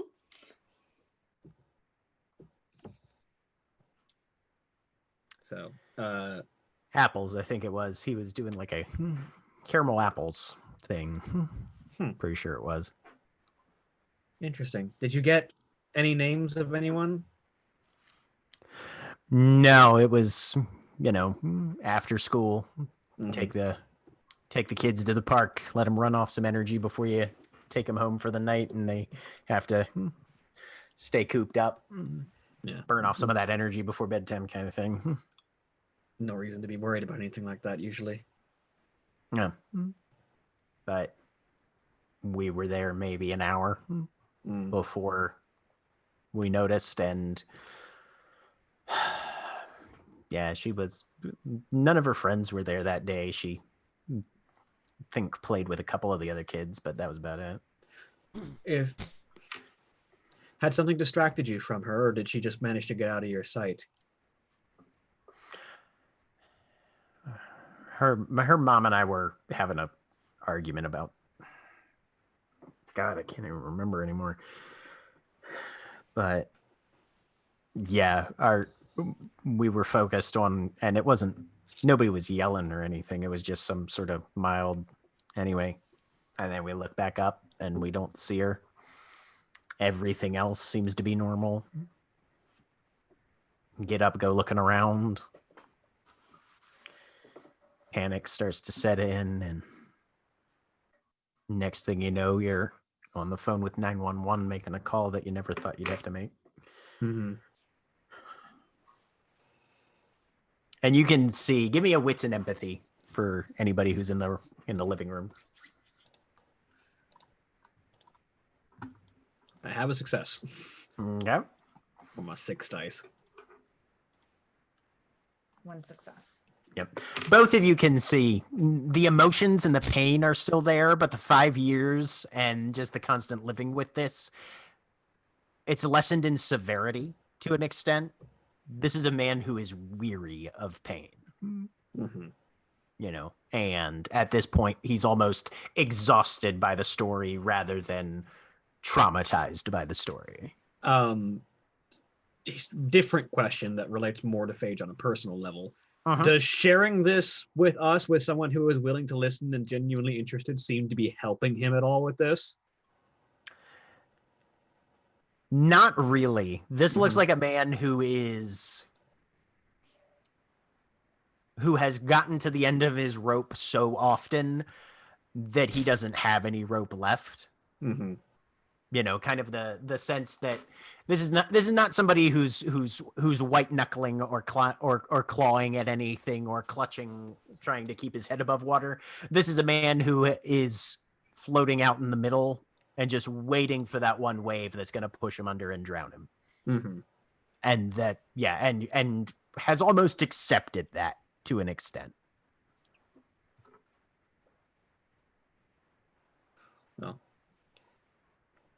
Well, I thank you very much for your time, sir. There's only like a few more small detail questions, and she'll just sort of go over the very small things that would be going around, like the what kind of day, what time, what like exactly where, just going over the small details just to wrap up the questions. Minor schedule detail kind of thing. Yeah. Mm-hmm. All right. He'll quietly answer them, and then once you're finished, get up and walk you to the door. Well, thank you very much for answering our questions. Sure. And yeah, you got my number if anything pops up. Mm-hmm. If we find anything out, we'll let you know. He gives a nod and watches you guys walk back down to the car. And you just see him kind of framed by the storm door there, just watching you drive away. Meanwhile, some of you got armor and weapons together. Yep. Were So we you able- guys Drive gear over up. to- Mm-hmm. Drive over to my place. Okay. I assume, unless you guys have somewhere, unless you guys are meeting me there. I don't know if you're meeting me there or going with. Go with you. Okay. So yeah, head over, head up. Fairly, it's a pretty nice condo building. I don't remember the name of the area.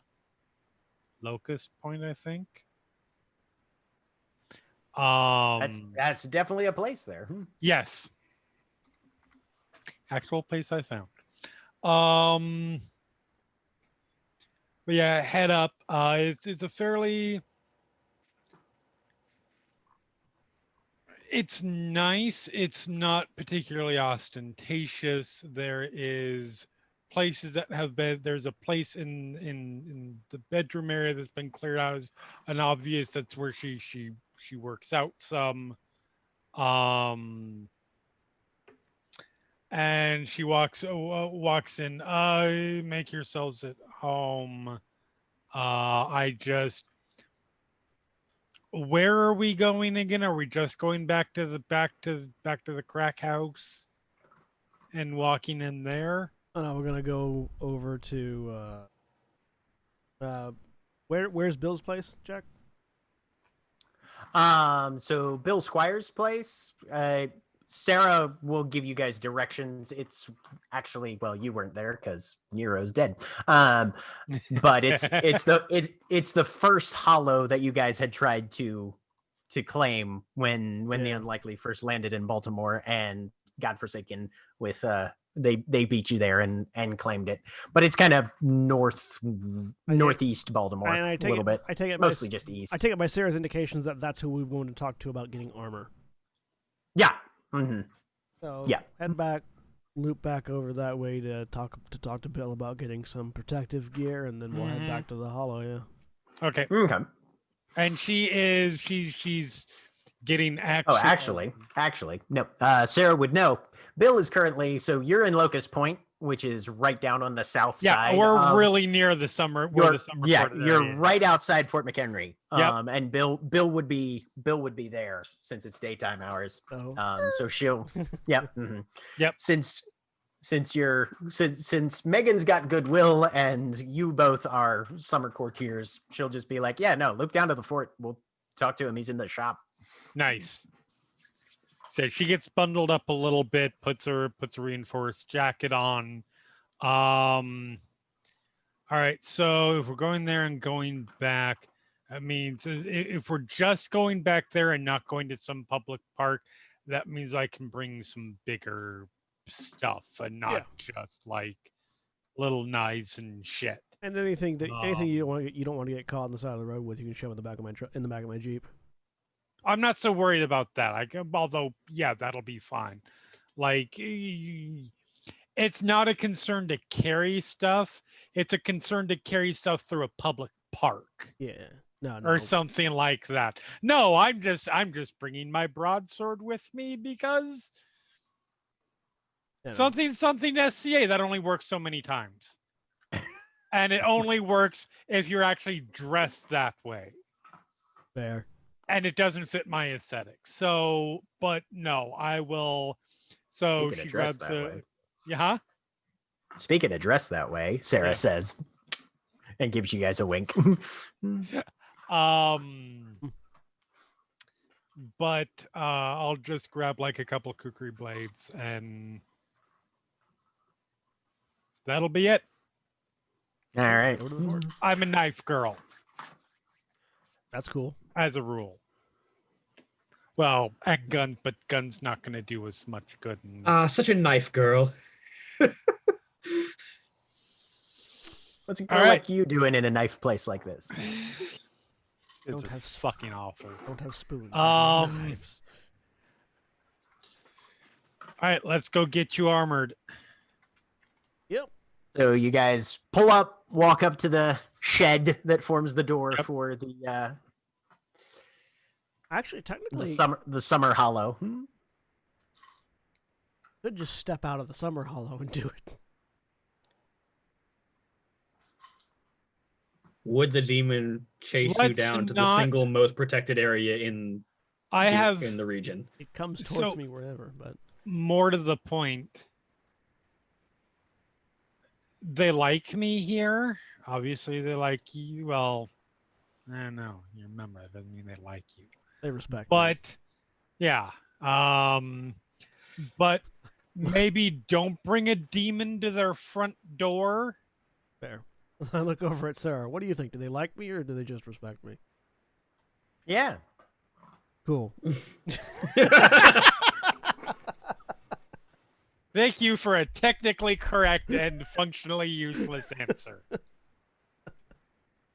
Summer diplomacy. What can I say? Yep. No, legit. I love it. All right. But you guys tumble down the stairs more or less into the summer hollow. Through the dining area, Sarah waves at a couple people who are there in the mess hall eating. Kind of points over and they give her a thumbs up. Hey, either you been in the workshop before? I have. All right. Not I. Huh. Not as a rule. Leads you down kind of a narrow hallway, and you guys can feel the heat radiating out from the door that she's leading you to. It's bound in bronze, with heavy wood planks in front of it, and there's a large bronze knocker of the same metal that's just mounted central to the door. Sarah holds out her hand and just touches it, and there's a thump sound even without her moving the handle. and the door immediately swings open to the interior.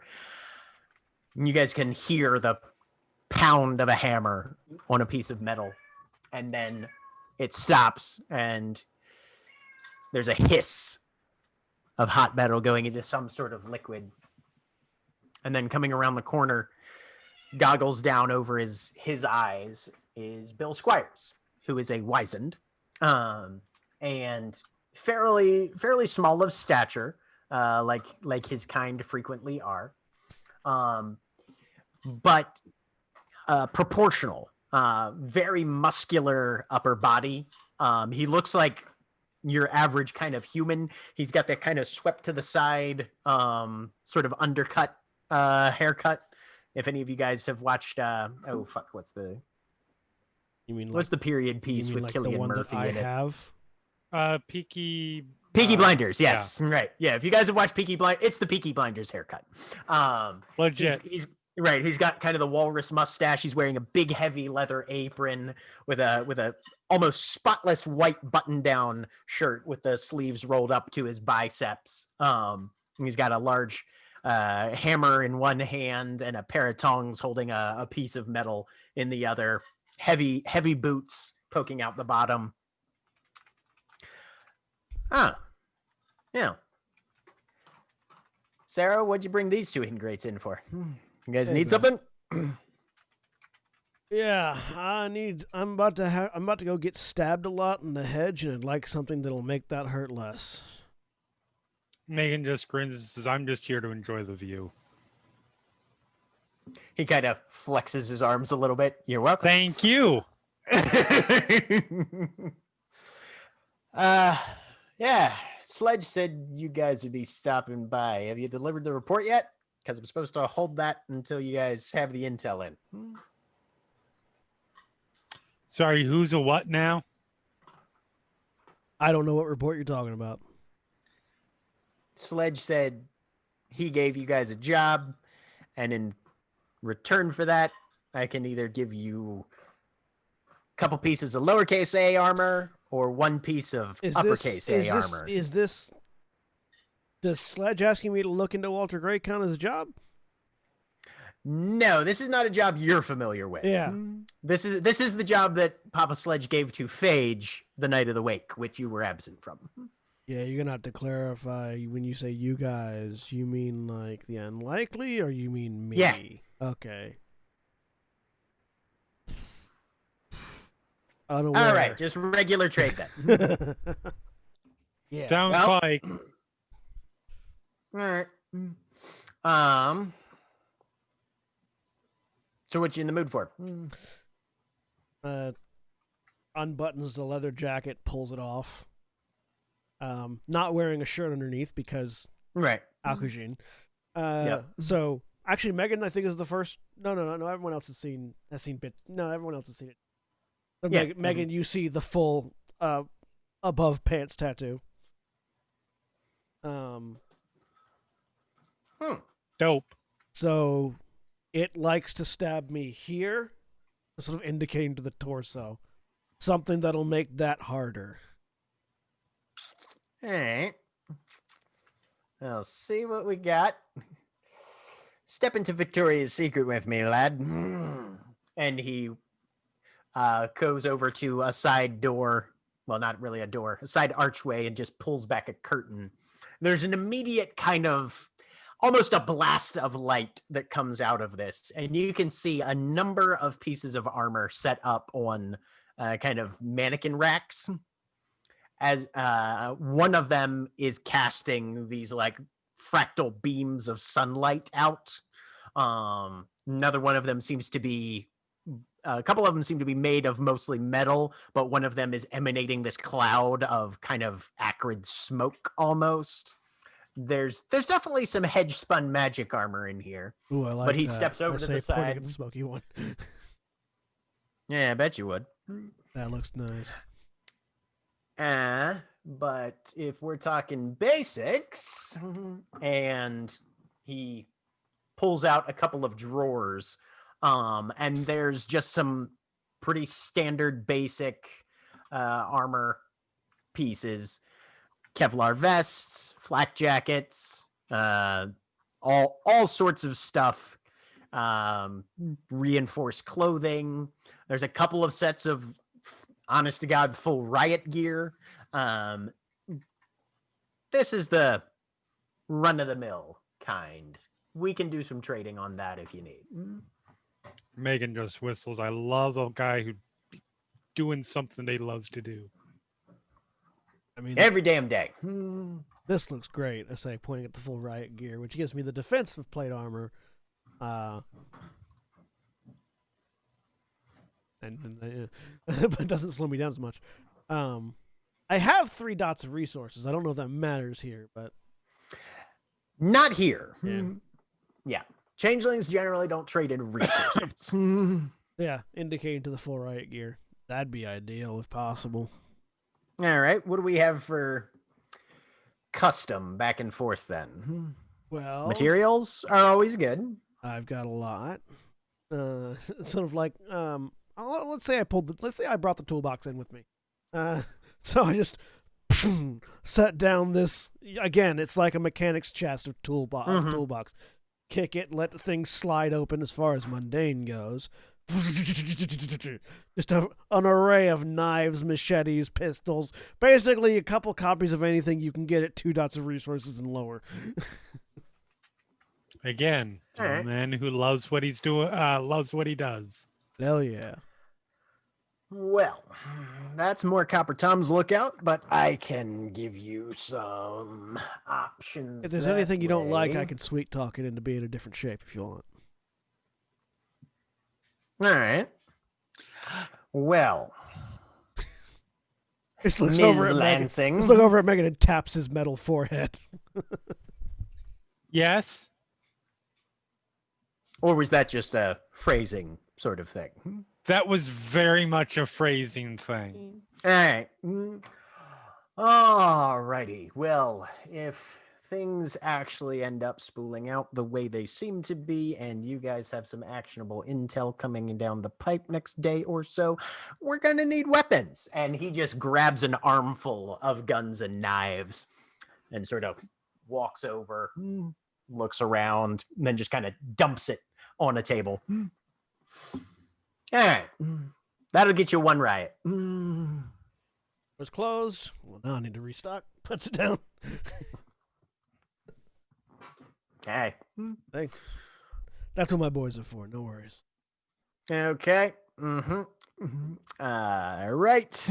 Greaves, chest plate, sleeves, pads, and reaches up and takes his hand with his hammer and just gives you a little tink right in the middle of the forehead. Helmet, and hands that over as well. Sarah, I know you're good. She nods and just kind of thumps her chest. Ms. Megan, anything for you? No, I am not in a position. I'm good. Okay. Second, I'm real good. And Okay. third, I'm just not in a position to offer anything at this time. Okay. Well, enjoy your bleeding. Thank you. I will. And he will give you a little shoo out of his workspace and go back to beating the shit out of whatever metal he was working with previously. Put the jacket back on. Don't need the riot gear until we're ready to go in. Mm-hmm. All right. With that in mind, are you guys doing anything else to prep or headed straight back to the Hollow? Look over at Megan. What kind of weapon you use? Or are you going to use, I should say? Knives, like 2 or 1? She pulls out she hasn't pulled them from their sheaths, but pulls out the kukris. Yeah. Because I could make you a shield if you wanted. Shows the kukris. Yeah, that's why I was checking if you Yeah. use both or not. I generally will use both. Look over at Sarah. What about you, Sarah?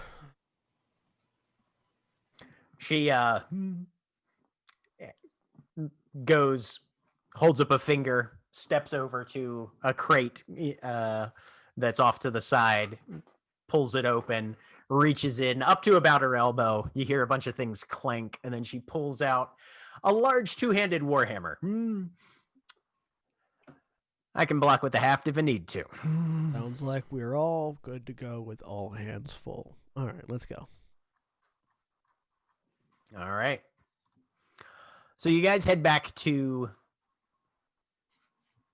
the hollow crack house. Agajin, I'll say you've been given access to the hollow since it is technically a motley thing. So you clip the fingernail. I've also seen them open it before, so I know how. Right. The others are polite enough to not stare. You know, it's kind of like you don't watch somebody type in their password. Yeah. And then you guys enter into the hollow. First thing you notice, of course, is Mira's body ensconced in a crystalline layer of ice, set in the middle of the floor. On the far side is the balcony and the exterior access down to the goblin fruit garden that has only mostly been torn up. Sorry, Liz. And that is putting you guys directly into the hedge. So, well, as we're walking towards the exit of the hollow, I sort of pull the Zweihander out, holding it by the ricasso, put my other hand on the blade itself, and activate Armor of Elements using the catch of touching the element when I invoke the claws.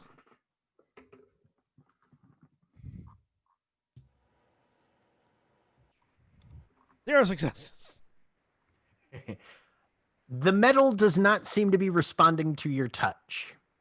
That's why you wear actual armor. Yep. You kind of think about it for a minute. That might be either a bad omen or the idea that this might need to be handled in a slightly more direct and vulnerable fashion. Possibly the weird is already perceiving your intent in what your actions are going to be here today and has decided to withhold it to make sure that you're being honest. Well, that's why I got this. I say as I start putting on the full ride armor. Right. So it takes about 10 minutes for Akajin to get this on. It's the first time you've ever worn this, and you're like, wait, where's this strap? Oh, okay, there's a buckle there. No wonder cops are so angry all the time.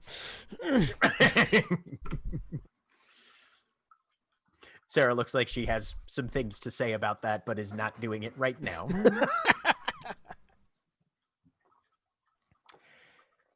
All right. Now, are we setting up an ambush, or are we just waiting for you to tell us which way to start swinging? It'll come to me once we're outside. Give it a little while. Not really. I mean, it's going to be hard to ambush it until you're aware that it's there, so circle around it and beat the shit out of it. Works. And you guys exit the hollow and descend to the snowy floor of the hedge. Find a nice open There space. is an open area, yeah, because you guys are at the terminus of one of the trods.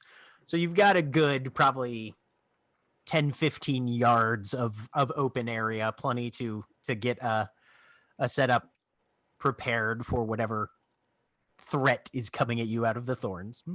So every time so far it's come directly at me, I'll stand out there in the middle. When you see me start freaking out at nothing, come on in. Oh, God damn it. What? Give me 10 minutes. I don't know how long it'll take, so you got minutes. Give me more time than that somehow. Well, we can go back As into the hollow. as I run out to my bike, speed off to the hardware store. I figure we had gotten paint on the way to your place. We can say you've got paint. Okay. Yeah. Yeah. No, that was clearly stated as in previous intent, and then we had break and stuff. So yes, I feel like Megan would have remembered the paint. Fair. We got paint. So you've got at least, a couple hand-sized cans, fist-sized cans of white paint. I'll have one open next to my feet. Yep. You two each have one. Yep. All right. In the middle. Stand there. Zweihander in hand. All right, you ugly son of a bitch. Come here. Roll me 2d10.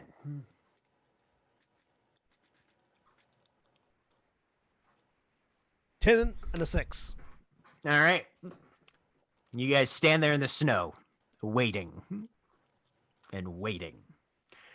Your breath clouds in front of you. Snow begins to settle on your shoulders as the minutes tick by. But after about a quarter of an hour, Akujin, roll me a wits and composure. You're at a -1 for this one.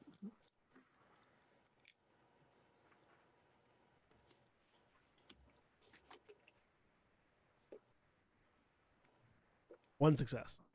One success. You get a feeling, and you sort of look off to probably your 10 o'clock, 10:30 maybe. Down and grab that bucket of paint. Something is moving towards you through the thorns. Just like a faintest silhouette. Doesn't seem to move the branches or the vines that impede its way. Just seems to be drifting, phasing straight through the plant material. I shoulder cock the greatsword, and I prep the paint can to throw. All right. I will have everybody roll me some initiative. Oof. It got a low number. Keep Good. forgetting if that's good or bad. I mean, it's That's not good. great because it needs to go before the rest of us can be sure where it is. Yeah. That's fair. I mean, unless Oxygen is able to run up to it and hit it with some paint. That's true. Oh, Sarah's on high alert. Oh. The one person who needed to go before is actually going after. That's fine. We're gonna see him go. We're gonna see the invisible version of the slow motion knockout punch of. Yeah. And then we're gonna know where to throw the paint. Right. Exactly. It's fine. Akujin, I'm you're- holding my action to throw paint on it. It's fine. Right. Yeah. So you're waiting. And this thing is slowly making its way, and then all of a sudden it rushes you.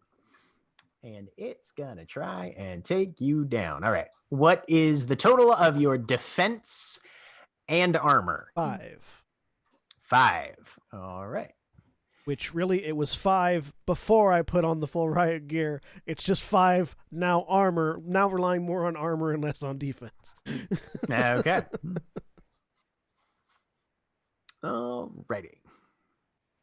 So it's going to spend a willpower for its first attack because go big or go home. All right. So it's only at a -2. Kills me in the first hit. Probably. Oh, we're playing Adele rules. Okay. So yeah, just comes ripping out of the hedge. That blade barely visible as the tip crosses and finds a joint on your upper Actually, arm. Hang on. Okay. Aim and magic. I can do this now. I'm going to use my Fool's Guard. Instead of using a normal defense, roll Strength plus Weaponry plus 1 against the opponent's attack as an instant action. Each success reduces the incoming attack, and if successes exceed the attacker's attack, deal the difference as damage. All right, I would have to re-roll that then Okay, so because you're not using your defense. You said. So yeah, you just have my armor, which means you'd have 1 more dice. Okay. So, let me roll that again. Boop. So it's only at a -1. And you will be making strength and weaponry +1 against this? Yes. It's the same either way. Okay. Strength weapon. Which I will spend a willpower on. Oh, okay. weaponry. It'll be making an attack with my Zweihander. That will take the place, since that is an instant action, that will take the place of you throwing paint. That's fine. There are 2 more people with paint here. Right. And then I get my turn, so I can then do it. Who can't Yeah. see it? Yes, but I get my turn right after it, so I can slash it and then throw paint. 4 successes. So All I right. deal 2 damage to it. Does it bleed? As the attack comes in, and the cocked shoulder, I just sort of jerk to the side, abandoning the throw, and just bring the sword down across its chest. Yep. You definitely feel it bite. You would have to take some time to examine your blade to see if it's bleeding. Okay. But you don't see like red on the snow or anything like that. Got it. All right. So, yeah, as far as I know, you get your turn after that as well. Yeah. Now I will throw paint on it. Okay.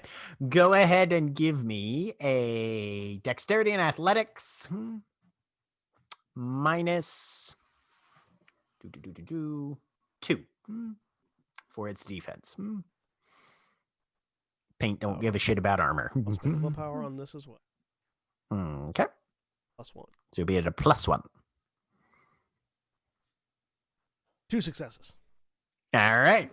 So there is a splash of white paint. Probably about covering what seems to be a shoulder and part of a pectoral. Megan just smiles. Hey, sexy. And that brings us to Sarah, who whips out with a maul. Given the paint, the -3 goes to a -1 only. Throw more paint on there. We'll see what happens.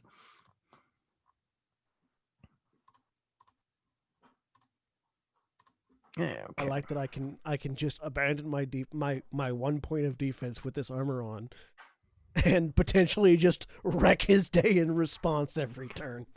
Right? Well, like Langschwert's a very powerful fighting style. All right. So As long as Sarah you have just the steps giant out of sword for it. nowhere, swings for the paint, and definitely collides with it. And you guys see the paint jerk to one side. Akojin, from your perspective, this thing's shadow is the cloud of the silhouette has fuzzed slightly. The paint kind of seems to have solidified it somewhat, but there is kind of activity around the edge of it, as if it's trying to somehow shed or consume whatever is giving it its marginal level of visibility currently. Get more Megan. paint on it. You hear me yell. Yes. Sarah decided, fuck this. I want to swing. Fair. We'll do paint later if we want. All right. So Megan, what are you up to?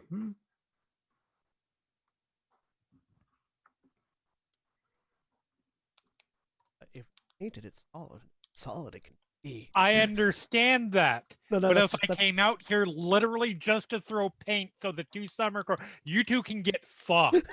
Yeah, that's fair. That's fair. No, that was me, the player, talking just Legit. in general. No, not absolutely legit. it wasn't directed. I completely understand. Fucking shit. So yep. There she's going in Okay. the blade. So given that it is partially visible, you are at a -5 on this. For it. Oh no, wait! It's already had 1 attack against you. Are at a -4 already had on 3 this attacks because it's against Yeah, but its defense is enough that you'll still have that. So minus. Oh, wait, does that reset? No, it resets on its Sorry, turn. You're there- only at a -2 on this. minus I'll figure 2. out my shit. Okay. Mhm. Well, there's a willpower. -2 +3 +1 for knife specialization Mhm. That's +2 total right now. +2. And that's all I got. Okay. Oh, wait, I should do attack roll first. Indeed. Hey. So there's 3 another damage. 3. All right. Hey, we've done a lot of damage to it so far. Yeah. I did 2, Sarah did 3, you did 3. Yep. Yep. Okay. And now it's its turn. Yep. I will So Fool's Sarah- Guard again if it's attacking me. Okay. It is going to use one of its special abilities Uh-oh. and spend a willpower again. All right. What is just your defense for Akujin? Just my defense. If Just your defense. If I'm rating. using Fool's Guard, nothing. But if I'm not, 1. Okay. So are you using Fool's Guard or no? Yeah, I'm using. I don't know what he's doing. Okay. I'm gonna try to strike back. Okay. 4 damage as it comes in with a armor bypass strike. And Weaponry looks plus like it's 1. getting ready to take a big old chunk out of you. I reduce it by 2.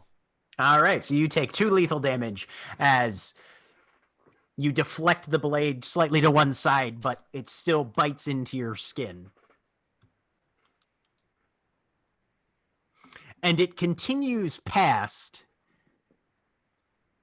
and melds back into the thorns about 5 feet into, or about 10 feet into the actual plants itself. Sort of a growl about fucking hit and run tactics. Once it's gone, gets back up. I'm just looking at my blade. Okay. Well, I mean, it's still there. It's Oh. just, it's using cover of the plants that don't obstruct it at all to give itself some barrier between you guys. And Got it. Yeah. So, Akujin. I'm going to ready myself for its charge. And Look as at your blade. yeah, look. Well, I'm bringing my blade up in front of me myself to ready, Okay. so I will look at it to see if there's anything there. There is a thin brownish liquid. It bleeds. Slightly transparent, yeah, dripping down the blade towards the guard and the grit. And I'm just gonna ready for the. I'm just gonna ready for an attack when it gets close to me. You know what they Okay. say about things that bleed? If it bleeds, we can kill it. I'm glad you've seen Predator. What?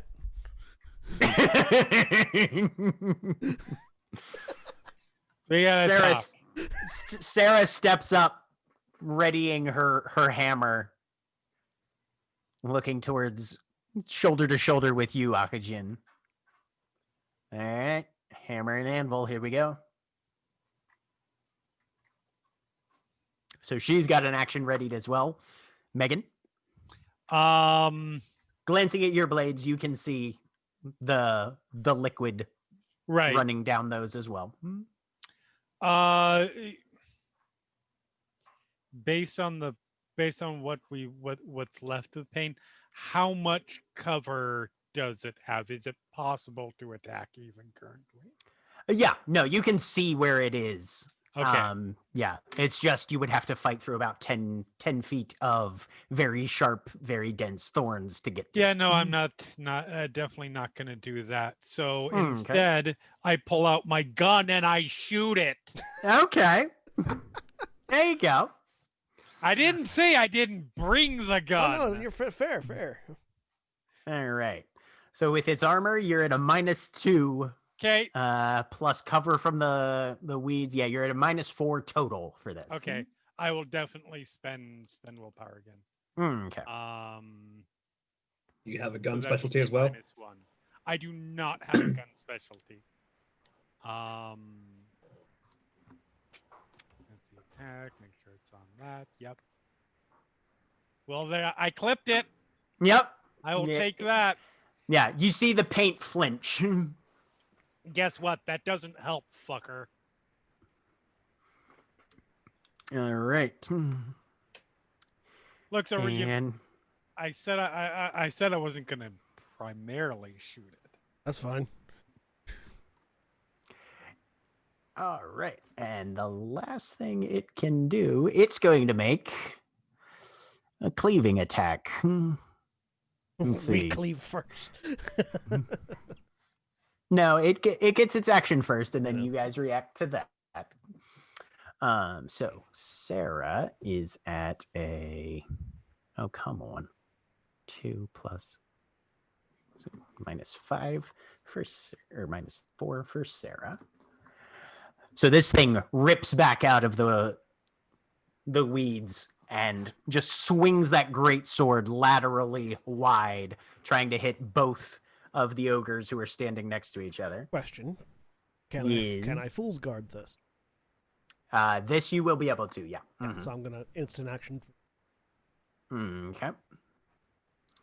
So it's at -4 with Sarah.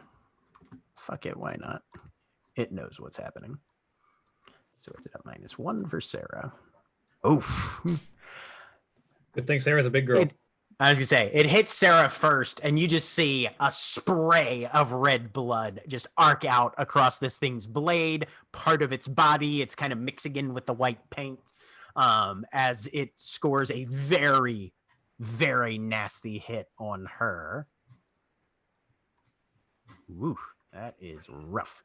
And then Agajin, it's just going straight Armor is 4. attack against you. Armor is 4. All right. Defense because I'm parrying, because I'm counterattacking. Okay. 5 damage to you as well. Jesus Christ! Yeah, Spending my no, last this thing just. willpower. Now, if you're parrying, of course, that will get reduced somewhat if you get any successes. But yeah, no, just one lethal hit that strikes Question. both of you. Since I'm parrying with a sword and I have specialization in swords, can I add that specialization dice to it? It's a weaponry pool, yeah. All right. 8 successes, motherfucker. Yeah, right. So it comes. So, through, yeah. It comes through Sarah. Sarah gets knocked aside. I just bring up, catch it on the parrying hooks of the Zweigander, up and then back down as I throw the great sword up and bring mine down. Okay. Which is 3 lethal to him. 3 lethal. All righty. And as that happens, sure, I'll give Sarah her swing at it as well, as she takes this hammer and anvil thing fairly seriously. All righty. She's at a -2. Boop. She nicks him. And so as Sarah staggers back from this and whips around using the momentum to just barely clip the edge of the paint, Ahujin, your blade comes up and just sinks deep into the clavicle, or where you would assume the clavicle on this thing is.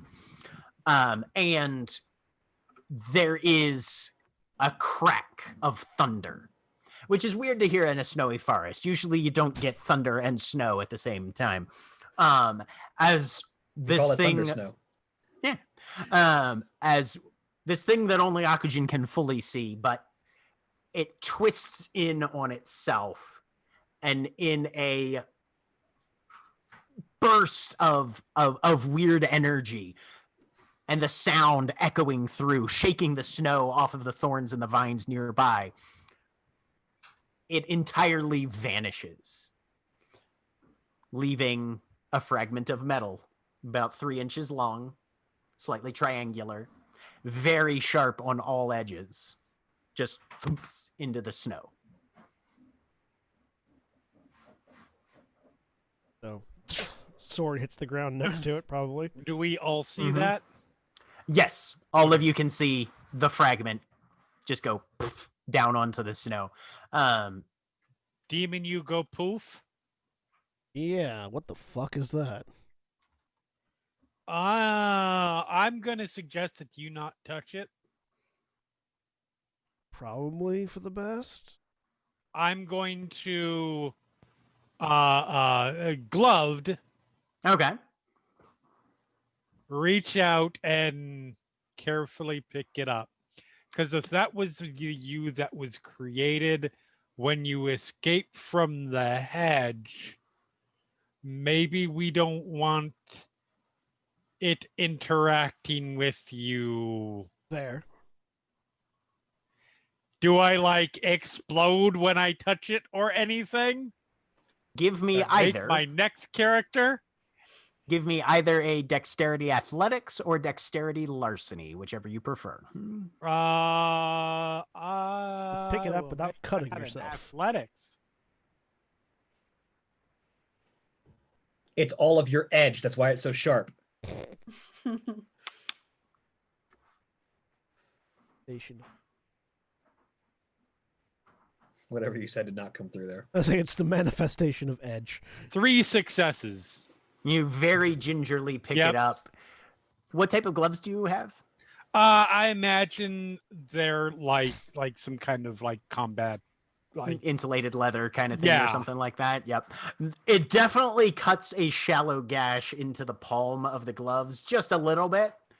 This thing is razor sharp, but you manage to get it up out of the snow and it's just sitting flat in the palm of your glove right now. Doesn't seem to be reacting or anything.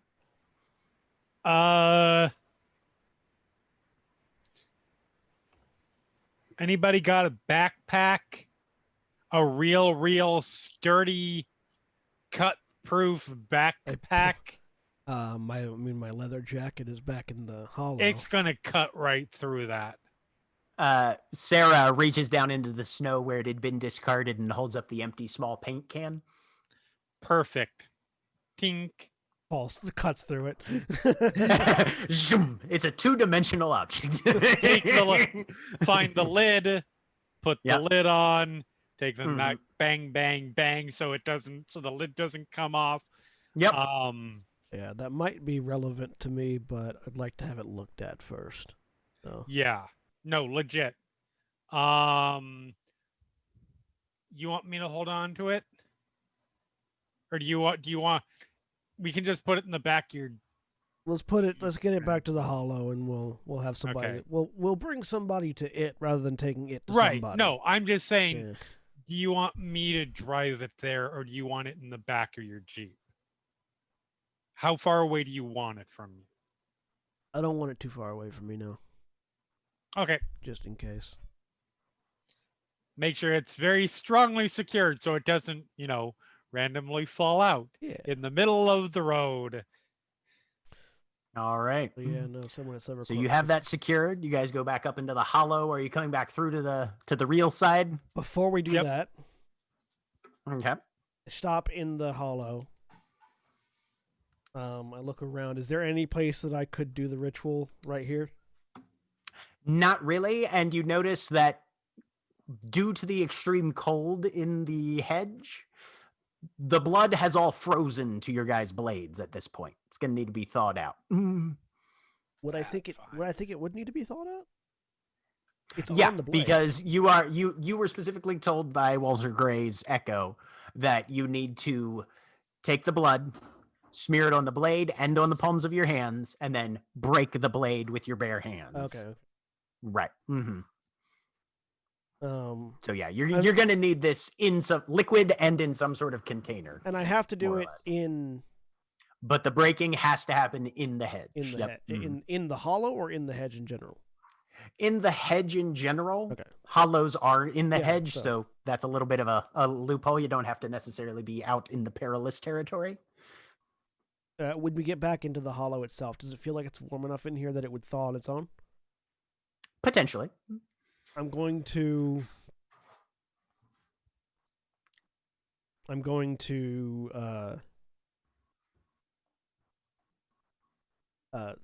actual I need that lockbox. I'm going to lean the no, let go of it. I'm gonna walk back out into the reel. Okay. As you walk back through, Butterfly is there, staring at the door that you guys step through. Hey, cutie. She holds you a she hands you a measuring cup, a pint measuring cup from the kitchen, Akujin.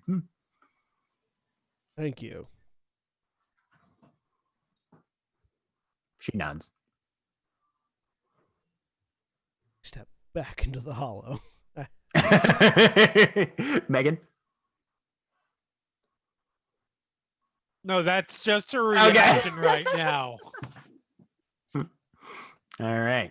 So you step back into the hollow and begin collecting the blood into some sort of container. Yep. Meanwhile, Liz, were you up to anything in particular while they were inside doing the interview? Yeah, she was kind Okay. of. It's part of a row house, so it's on Mhm. both sides. It's Yeah. connected. It's sandwiched in structurally between two other row houses. Yep. How is it fairly close to get around to the backside, or would I have Yeah, to go away? 2-3 minutes walk maybe. Okay. All right. Yeah, I basically wanted to kind of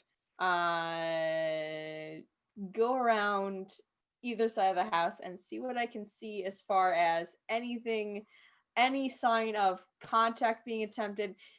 Gracie, according to the stuff we found, wasn't able to get a message through, so she's probably looking particularly for things that looks like it's blocking that, because she's trying, and Liz is aware that it is possible to like send messages that way. So trying to see if there's anything that would prevent it, basically. Okay. Give me an intelligence and occult. Okay.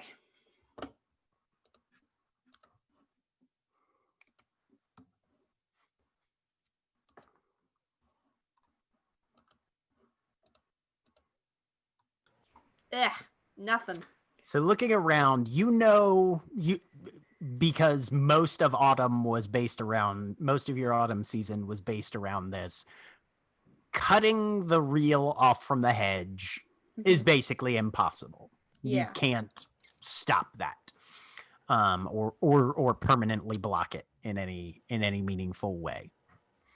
As you're looking around, the main aspect that would make it difficult here is you're not seeing a ton of places that could function as a hedge gate.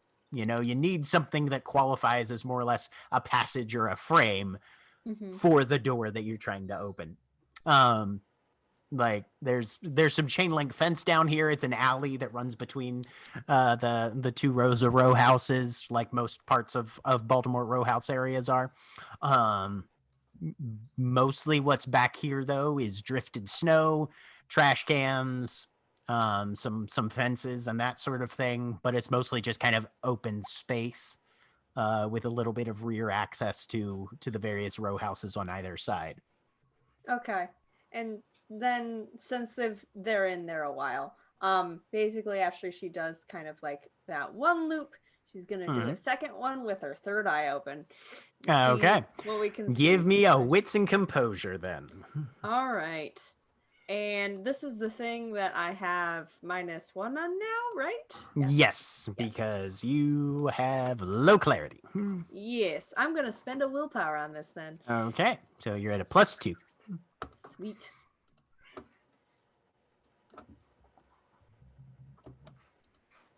Five successes. Nice. All right. With an exceptional success. You cast it, you find something bright to look at, and then wait for your after image to sort of manifest and coalesce. And you begin casting your third eye around, trying to pick up on anything significant or useful. It's hard to pick out a particular focus on this. Most of the snow back here is pretty unobstructed. Not a ton of movement. The only real breaks in it are a couple of sets of tire tracks, either from utility vehicles like garbage trucks or something driving down here, or maybe just some passenger vehicles as well. Standard commuter fare. And then suddenly that eye contracts. And there's something, and you're trying to keep tabs on which house you're behind as you're walking up and down this alley. There's something in one of those tire ruts that needs to be seen. You walk towards it, focusing as best you can. And there are a number of footprints. Most of them are kind of standard human size. Some of them smaller, like kids have been back here in their snow boots or something, just using the tire ruts as more or less a broken trail. But the part that your eye is pointing toward, suddenly you see one small footprint and one very large footprint, moving as though they're part of the same tread. The larger one is 2 or 3 times the size of the smaller one. And there's like a full boot tread. And then a number of little indents slightly further out from where the toe ends. Like talons? Yeah. Almost. Or as though somebody was wearing a shoe that was too small for their foot, so they cut it open at the toe, and their actual toes are poking out further and leaving their own little prints as part of this footprint. Okay. I'm going to attempt to take a photograph of it with my phone. Give me intelligence and computer. Here we go. For Liz, I'm going to say you need 2 successes. That's a chance die. Well, if it's a chance die, you only need 1 success. Okay. This is not good at. Hey! You got it! Hey! You managed to take a photo.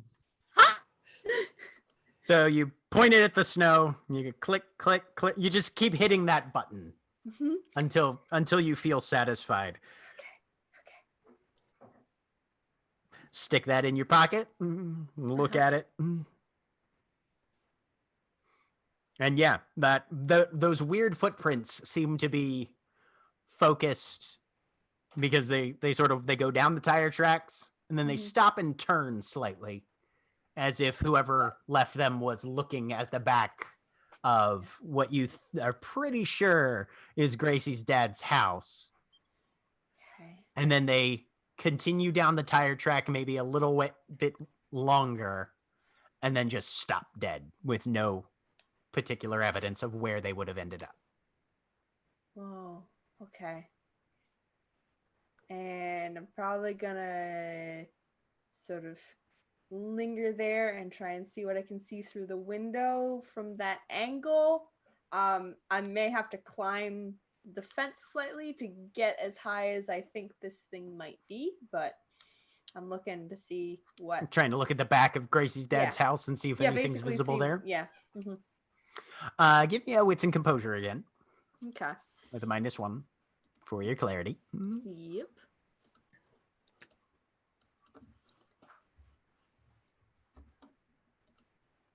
One. Mainly what you can see from that angle, where the stop was, is what you're pretty sure from the gap in the curtains is probably his bathroom. Okay. It hasn't been that long. They're still in there. This is fine. I'm gonna try. There's snow. How disturbed is the snow kind of back here? I'm thinking of going up to the window, but I think Liz is aware enough at this point that leaving tracks is maybe not a good idea. Be aware of is this so the space between the fence and the house itself is completely unbroken snow. You would definitely leave tracks. Shoot. You realize that if you sneak up and you peek in, this is where you see the secret murder basement, and then turn around to see somebody there who gets pulls back, and then everything goes black.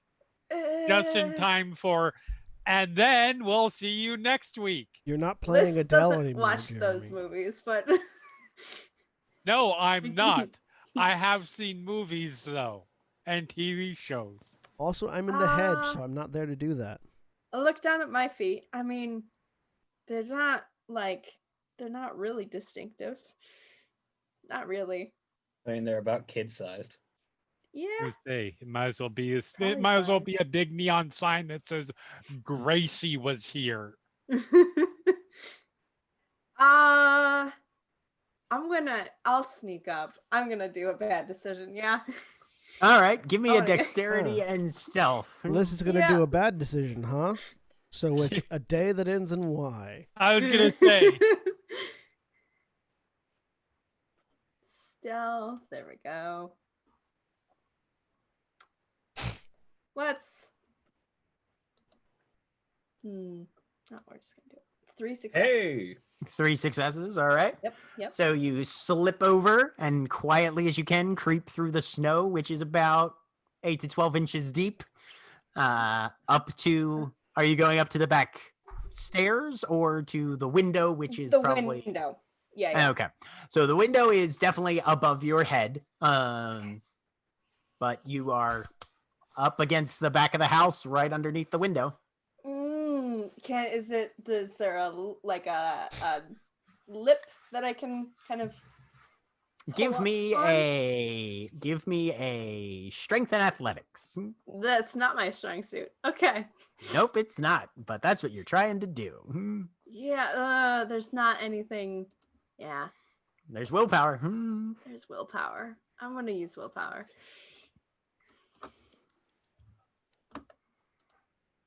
Two successes. So you jump, grab, and very slowly, with only a little bit of toes scraping against the wall, pull yourself up to look through the bathroom window. Mm-hmm. Everything you hoped it would be. As you look through, the first thing you notice is that the wallpaper directly on the wall opposite from where you're looking seems to have been distressed in some manner. It's hanging in long ribbons down with revealing the drywall underneath, as though someone has been at it with a knife or a razor blade repeatedly over and over and over. This isn't just a single incision in, but it's just been absolutely destroyed.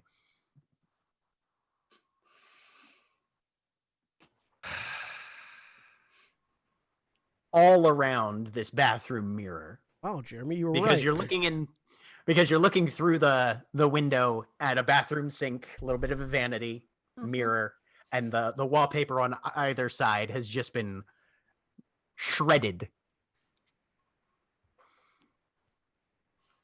And as you look into the mirror, usually when you look into a mirror, you can kind of see your mien and your mask kind of blending together, and you can sort of focus on whichever one you're trying to see, right?